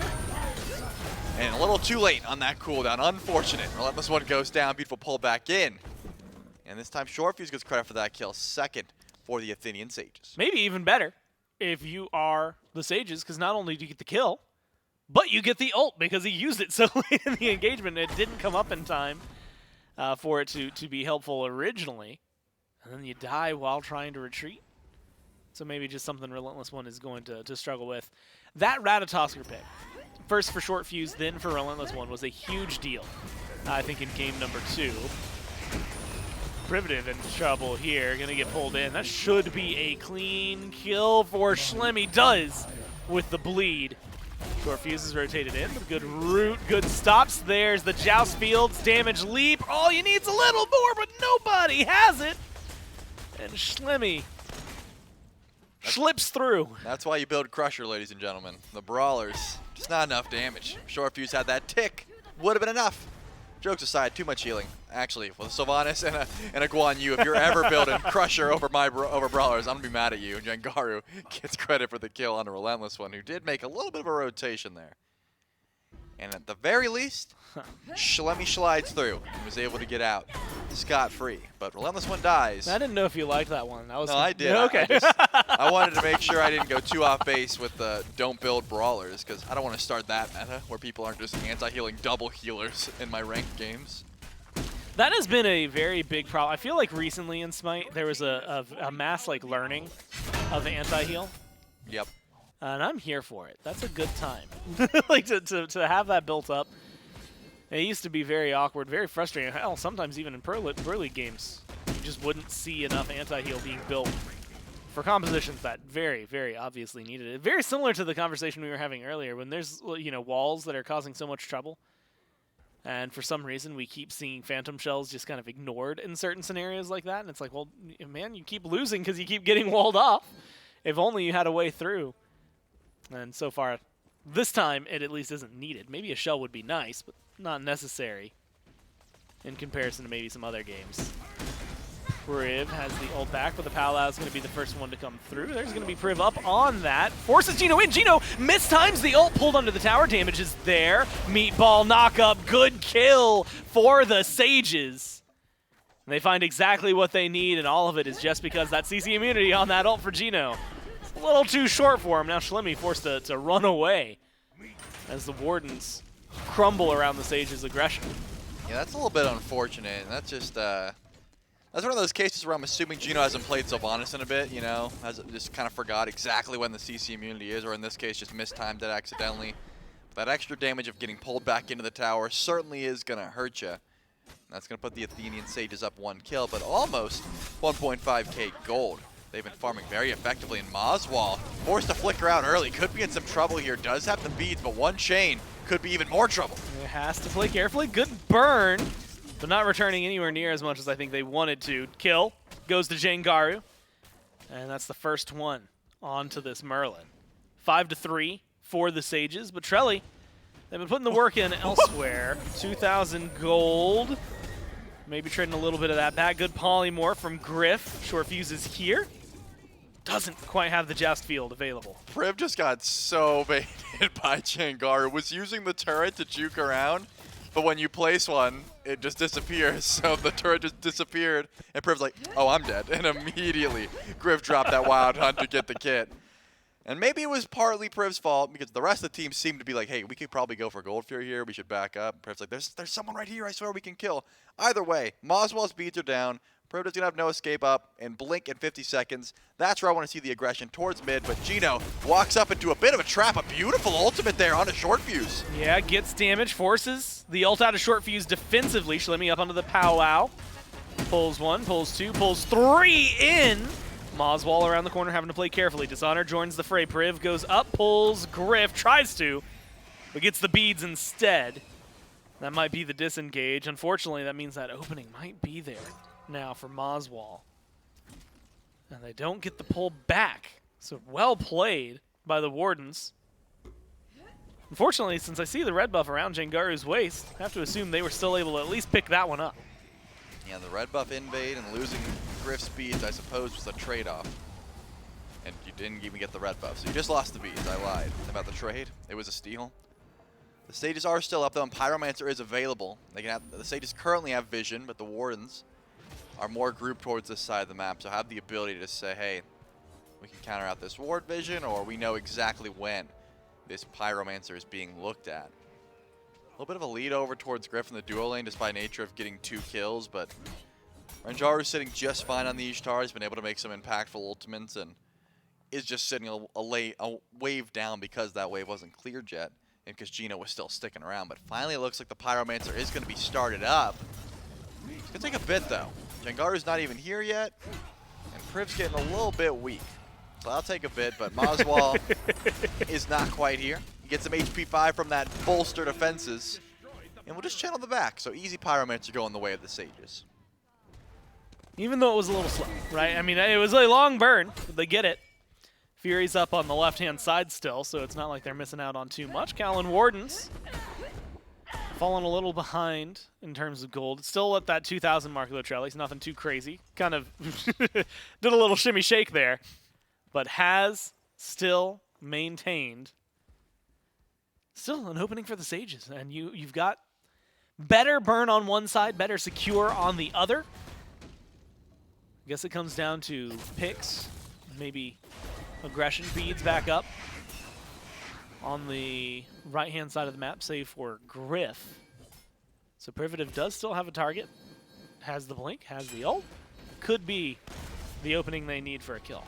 Yeah, Gryph is very far underneath that tower, though. Probably realizes, hey, I'm the best target for a blink no escape, and I don't want to get pulled back in for a free kill, so I'm going to hide.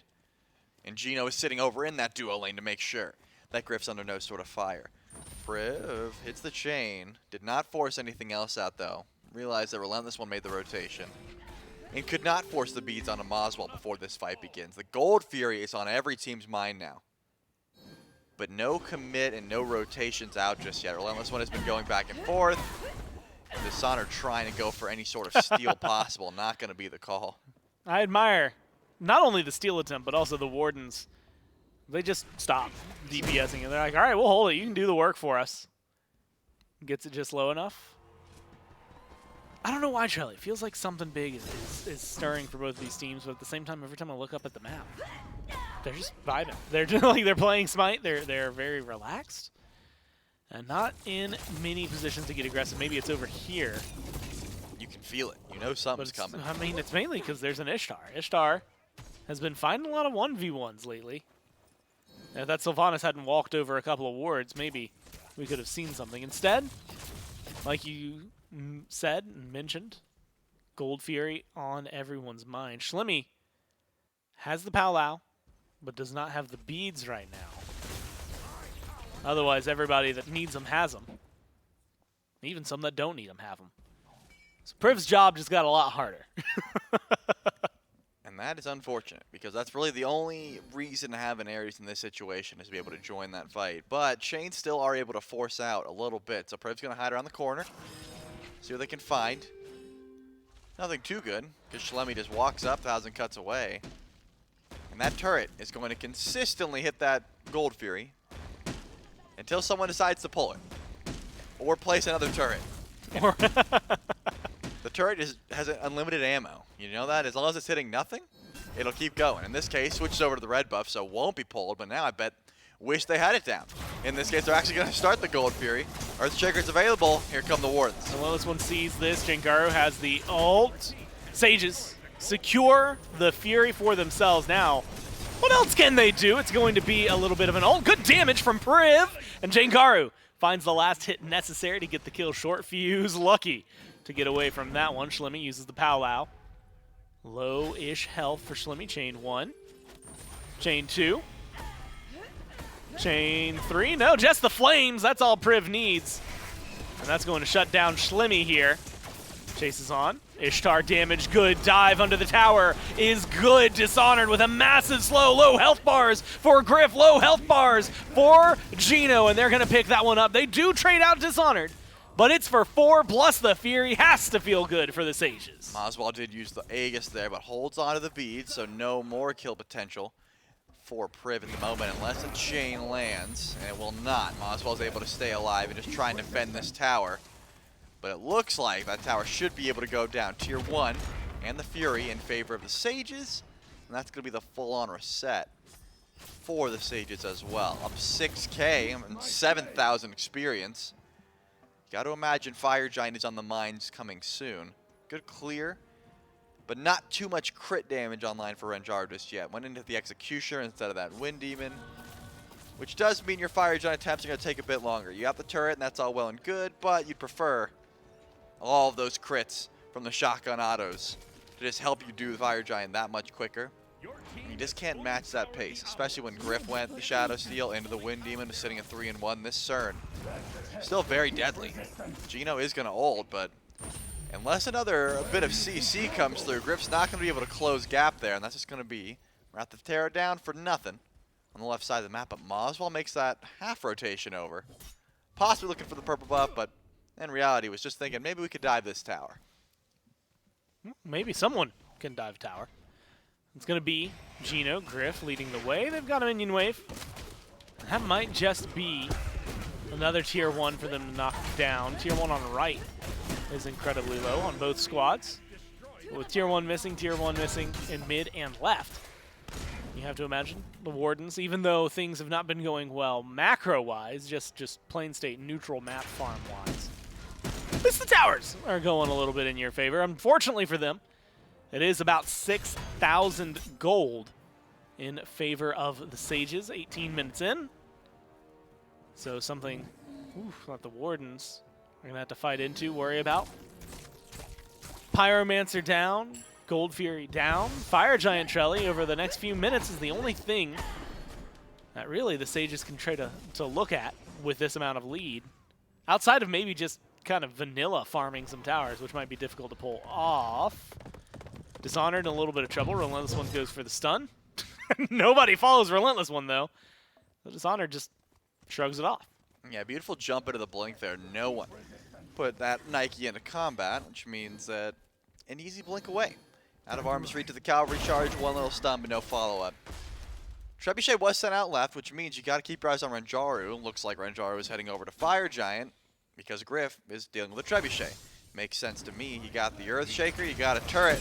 Might as well start this one up. 3 members of the Wardens are immediately here in moswal, taking the old scenic route, but he's on the way as well.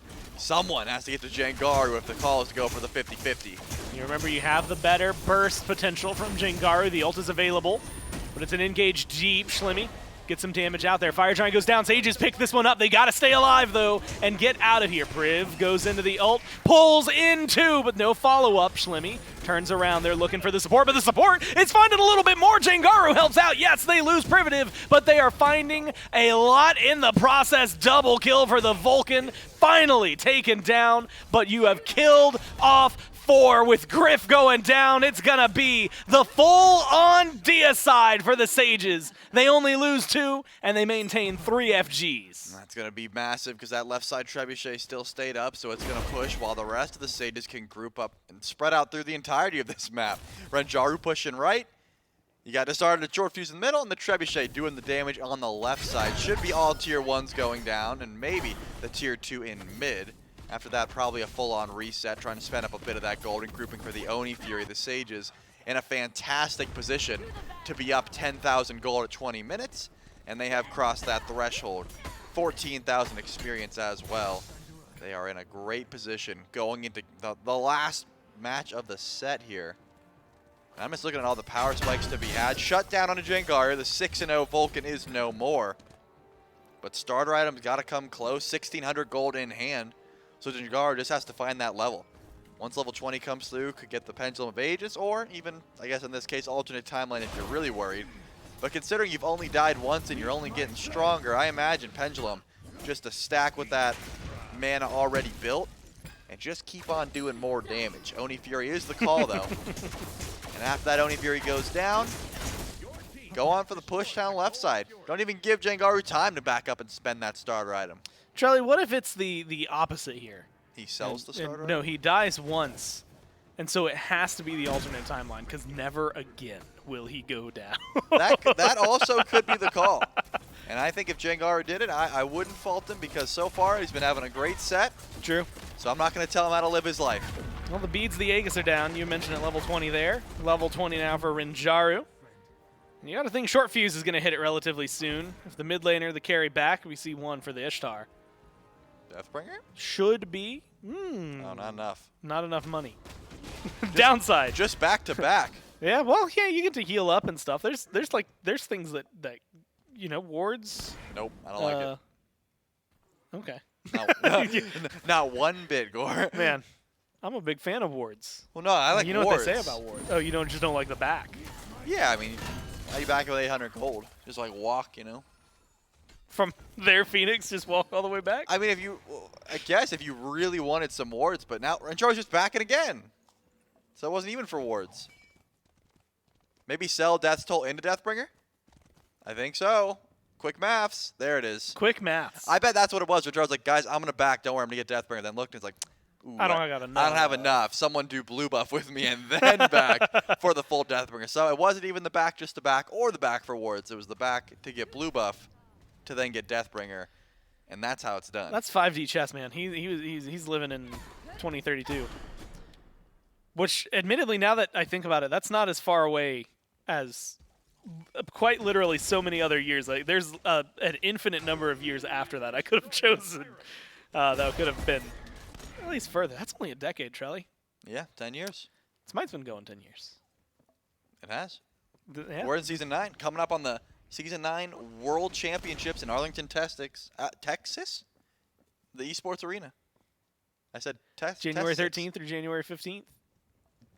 And I think we're going to be there, if I'm not mistaken. Well, man, I really hope. Are you going? As far as I know. I think I have work that weekend. You know what? I might have work that weekend as well. Right now, I'm putting in work. The Sages. Fire Giant's not going to come back for another minute, so they're trying to figure out what kind of work to do. It is going to be on the right side of the map. Take the tier 2, start poking at the Phoenix. But they're going to call that one where it is. The Deathbringer. Going to be good for the fights, good for the FG.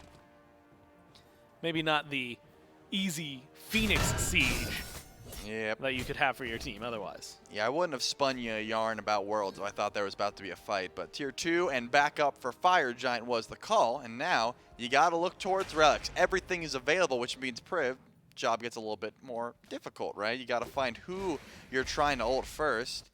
As an Ares, when you know everything's getting beads or you're getting CC immune ults down, you're essentially just taking free damage, but what comes after? Usually a good dive from Dishonored and Shortfuse. So that seems to be the call here. Get some vision down, set that Vulcan turret in place, and wait for the Fire Giant, which should be meteoring from the sky as we speak. And Priv wants to grab the Vanus ultimate and moswal's beads before the fight even starts. You know what? Not a bad call. Force them to feel awkward already. I mean, what's Geno going to do now? If they get too aggressive, could come back to bite them not having that ult. Big knock-up team fight ultimate. Feels solid. Moswal not having beats. Will they feel confident to fight here? RelentlessOne says yes. Everyone else, maybe not so much. Look at Shortfuse. Comes in on the horse. Turns around on the horse. Did not like what he saw. Might change right here, though. What an ult. Forces the Aegis. Griff is going to have to run away from that one. Geno burned down Paolau. Forces the beads out of Jangaru. Might get a pull onto one. They lose Shortfuse in the process, but it's 2 for 1. Schlemy's low burst from Jangaru is so good, but it doesn't quite get the kills. They lose Shortfuse, but now on the horizon, you have to imagine again the Fire Giant ready, waiting, and easy for the Sages. Yeah, 1 for 2, but remember, Moswal's beads are down, so pay attention to Privative's cooldown, the little diamond next to his name, or maybe his death, because RelentlessOne's stepping up and dishing more damage than he's taking, and it looks like the chase onto Moswal has begun once again. Dishonored jumps in. Yeah, Dishonored goes for the zone. The rest of the team seems to be playing FG. No, not even. The rest of the team's just not playing right now. They're going to back up. Jangaru's low health. Ult's going to be coming up soon. No blink available for Priv, so maybe the reset for the Sages. Charlie, by the time they get back, Griff will have respawned. We'll be back to square one, admittedly without quite a few relics on both sides. Yeah, but I think square one gets a little bit easier here for the Sages. Blink comes back up in 10, unless Moswal's got some fancy feet and flickers the blink ult from Priv, which, if I'm honest, even if you do, Priv should be able to just blink onto where Moswal is, and you can't even close that gap and get out of that range. Should be an easy kill, even through Aegis. As long as the chain lands after the ult, should be a free kill, and that's what Priv's looking for now. Hiding around the Greater Scorpion. Realizes the Moswal just cleared. It's getting pinged out. You got to think this area is trying to hunt that Merlin, but why hunt a Merlin when you can hunt a Fire Giant? Going to start this one up as well. Priv's going to try and stay out of combat to blink at a moment's notice. Has not gotten hit by anything just yet, but Shortfuse also was the wraparound last time. It's not going to be easy. Moswal is stepping up, though. He is behind the Fire Giant at the moment. Maybe hasn't been spotted out yet. Priv in a spot in combat because the FG goes for the ult, but it's only on the front line. So So he's going to pull a couple of ults away. Nice little juke from Shortfuse. Make sure they don't get stunned. But now Beads back up for moswal. Coming up soon again for Griff. Maybe a missed opportunity on the carries from the Sages. Charlie, they do still have an 11,000 gold lead. They do. I'll admit, doesn't feel like it with the way some of the play is going. Very patient. Shortfuse shows up on the map. Going to be pushing at least a minion wave into the Phoenix. You can see it back from Schlemy. He's going to stick with it. Fire Giant's getting low. Fire Giant's going down. Bursted Sages pick it up. And that's going to open up the Phoenix easily for Shortfuse. But can the team win the fight beside that? Dishonored's low. Dishonored's gone. And so it is Phoenix for 1. And they fire. Open up the base plus fire. How do the scales fall on that? I'm feeling pretty confident about getting Fire Giant and a Phoenix for a death because Dishonored has teleport, can join back in 45 seconds. All the while, grab a Trebuchet, grab a Pyromancer. The Sages are already up 13,000 gold as we highlighted. It's a lot of gold. It'd be very difficult to chalk this one up as an L for the Sages. Now they're going to grab the Primal Fury, play this one as slow as possible until Dishonored can return. And then go for this left side Phoenix. The good news for the Wardens is that that middle Phoenix is very close to the left side, so they won't have to go too far if they want to try and defend fire minions and still keep their left bird alive. The issue, however, nope, they still have beads on moswal and Griff. They'll be all right. Sometimes it's that easy. Yep. They got beads on the back line. Honestly, moswal in this case. Griff too, but definitely moswal. Good for defense. We'll see how they handle the fire minions. They both do have circles. They both do have circles. Maybe a little more consistent and just in general more circles for moswal to work with here. Not an enhanced fire giant for the Sages. That still wouldn't happen for 30 seconds if it had spawned in time. So we're talking conversations around sieging Phoenixes, Trelly. Maybe with a little help there in mid from the fire minions. But otherwise, pretty much the good old-fashioned way. How well can the Wardens hold against the Sages? That is the question. Priv and Dishonored are going to walk up here. I wouldn't be surprised if, first of all, Shortfuse tries to fight RelentlessOne, but you don't want a horse for the horse. That's almost never worth it. In the meantime, though, Griff dashes forward. It looks like it is going to be a 1v1, but over here, a team fight trying to grab some beads. Jangaru loses those beads immediately. Yeah, has the ult. I thought I was going to go for a deep shot. Instead, Shortfuse does find a solo kill. Last time, Shortfuse was left alone on the lane. He got a Phoenix. Now it's 4v5. Where do you defend? Fire minions have to be dealt with by the Wardens. Shortfuse has to be dealt with by the Wardens. So does this Trebuchet. Well, never guess what? Has to be dealt with by the Wardens. Pull a little off the mark there from Geno. Pull in from Priv. Not going to find anybody. But they get the bird, and they get it in the blink of an eye. Good ults from Jangaru. Bursts down Geno. Does not quite find the kill. Fire Minion's going to be joining here in mid. Trebuchet on left. Trelly, if they get a couple kills, I have to imagine they'll open up the base. They have a minute left on the power play. It's all about how they're going to use their time. Yeah, they've got one more bird to go for. Plenty of damage as well. And all the time in the world, RelentlessOne is going to spawn back in here. He will have the cavalry charge available. But Griff lost the bead, so I imagine In danger. yeah, Priv has a pretty good target in mind. Find the Cernunnos. No escape into some chains. Look for the dub. That'd be my plan, but with 30 seconds left on Fire Giant before the buff runs out and a minute 30 before Enhanced Fire Giant spawns in, it is possible. But the Sage is going to play this one slow and safe. It looks like Jangaru isn't 100% sure that he's alone and not getting wrapped around on, so he's going to sit behind and just watch. But with Griff showing up on that left side wave, you got to imagine the Sages realize that they are fine. But Geno and Schlemy are in the mid lane, possibly looking for a fight, possibly just trying to run away and stall. Well, this one's on the other side of the world. Yeah, they just going for the old end. Well, Phoenix is going to spawn back up. You have to imagine this is just a mid-Phoenix and dip, right? You Oh, jump in Moswal unless you didn't can know. kill somebody. Moswal caught out in the jungle. Priv, the beads, they get used too early. moswal gets pulled back in, and that's a kill on the mid laner. Now Geno already low, Gryph already low, a double kill for Renjaru. Shortfuse jumps in, and for good reason. It is 3 down already. Mid Phoenix up, Mid Phoenix gone. Same for Schlemy. RelentlessOne versus everyone with a triple kill here for Renjaru. The Sages prove their dominance, stay in the top of the bracket, and close out this set. Yeah, but Renjaru wants that quadra kill, and actually I lied. Renjaru's just going for the Titan, and Jangaru is going to finish that one up. 22-9. Well played. Oh no, Priv had to throw even more at our eardrums just before the game ended. You know what? A fantastic Ares play. So I'm not gonna roast it too hard. Yeah, when we open the game with it, that's one thing. But you just won right there, so it's deserving. Yeah, if you lost after, you're not allowed to taunt like that. But I suppose after getting a win, and I will say more often than not when I see Ares play, there's a lot of feeding, there's a lot of blink in, die setting up for the team. Didn't see too much of that from Priv. I like the chains, I like the aggression. And it seemed like the carries were able to get set up off that ult too. And you have to say, especially that last one, right? I mean, the beads timeout just in time from moswal to get yoinked back in. And suddenly, what looks like, oh yeah, we'll just get the Phoenix again, turns into the end of the game. Well played by the Sages. That's going to do it for myself and Trelly, though. You can listen to the desk as they break this one down. Yeah, thank you so much. Game number 3 to the Athenian Sages. No move on. And the upper bracket to face off against the number 1 Eldritch Hounds next time around. And in game number 1, we talked a lot about for this team, making sure that, how well Privative was doing on the Athena, how well the front line of this squad was doing.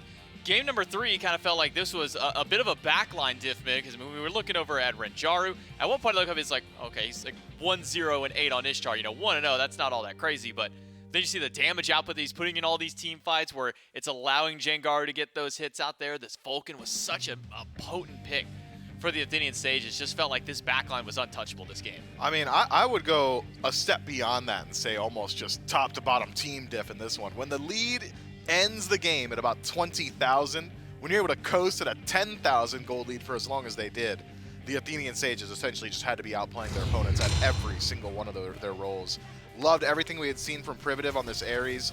Thought that initiation was very clean, was putting a lot of pressure on the enemy beads, and that's difficult to do considering where the CC was coming from in this draft, because for the most part, it really was just Priv that was able to threaten those beats consistently. I mean, otherwise it's Shortfuse at times with the second ability in the mounted stance, but otherwise not really a whole lot.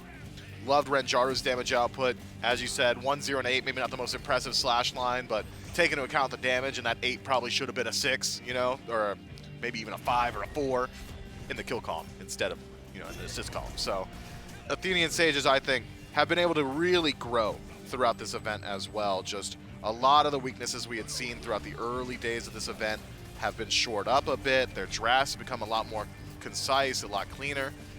Good luck to any team that has to line up against them. I suppose probably not in a position to be wishing the Hounds luck. They don't need it. Good luck to the Sages. Yeah, I'll do that. Yeah, the Hounds haven't really needed any kind of luck so far throughout any of their regular season play. 15-0 moving up towards this event, and still undefeated throughout this portion of the NASCC Championship. So the Sages have a tall task to now take down the Eldritch Hounds. It's always that question of, is there a North American SCC team that can beat the Eldritch Hounds? We haven't found it so far in 3 phases of play. The only teams that have defeated the Hounds have been, well, SPL teams when they get to the Masters Division. So we'll see, maybe the Athenian Sages can be the team to kind of put that first blemish out there on the side of the Eldritch Hounds. And I mean, if they're playing games like this where Shortfuse is able to have a pop-off, 7-2 and 6 on the Lancelot, 7-1 and 10 for Jangaru, and then ending in a 4-0 for Renjaru, even Privative getting a few kills out into that one. If they're going to play like this, I think they have a good chance of putting up a good fight against the Hounds. Yeah, the Hounds certainly watching this match and taking notes.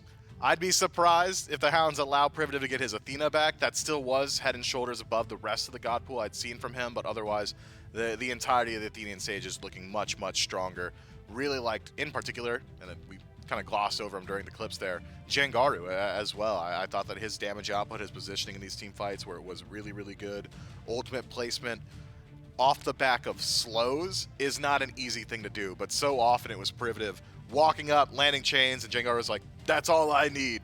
That you've done enough, my good friend, and sends out the Earthshaker and connected with more consistency than I would have expected. So clearly something they've practiced. Yeah, this Ares isn't something that was just out of the blue for Privative. I think he's even played it once before, either in this tournament or in some of the regular season play.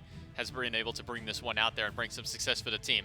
But let's take a look, one final look today at the bracket that these teams are taking part in. Remember, with this loss, it's not the end of the road for the Kaolin Wardens. They've got another chance to try and make their way to the SWC group stage, but they've got to first get through the Shibalba Storm, who will be facing off in the losers bracket of this.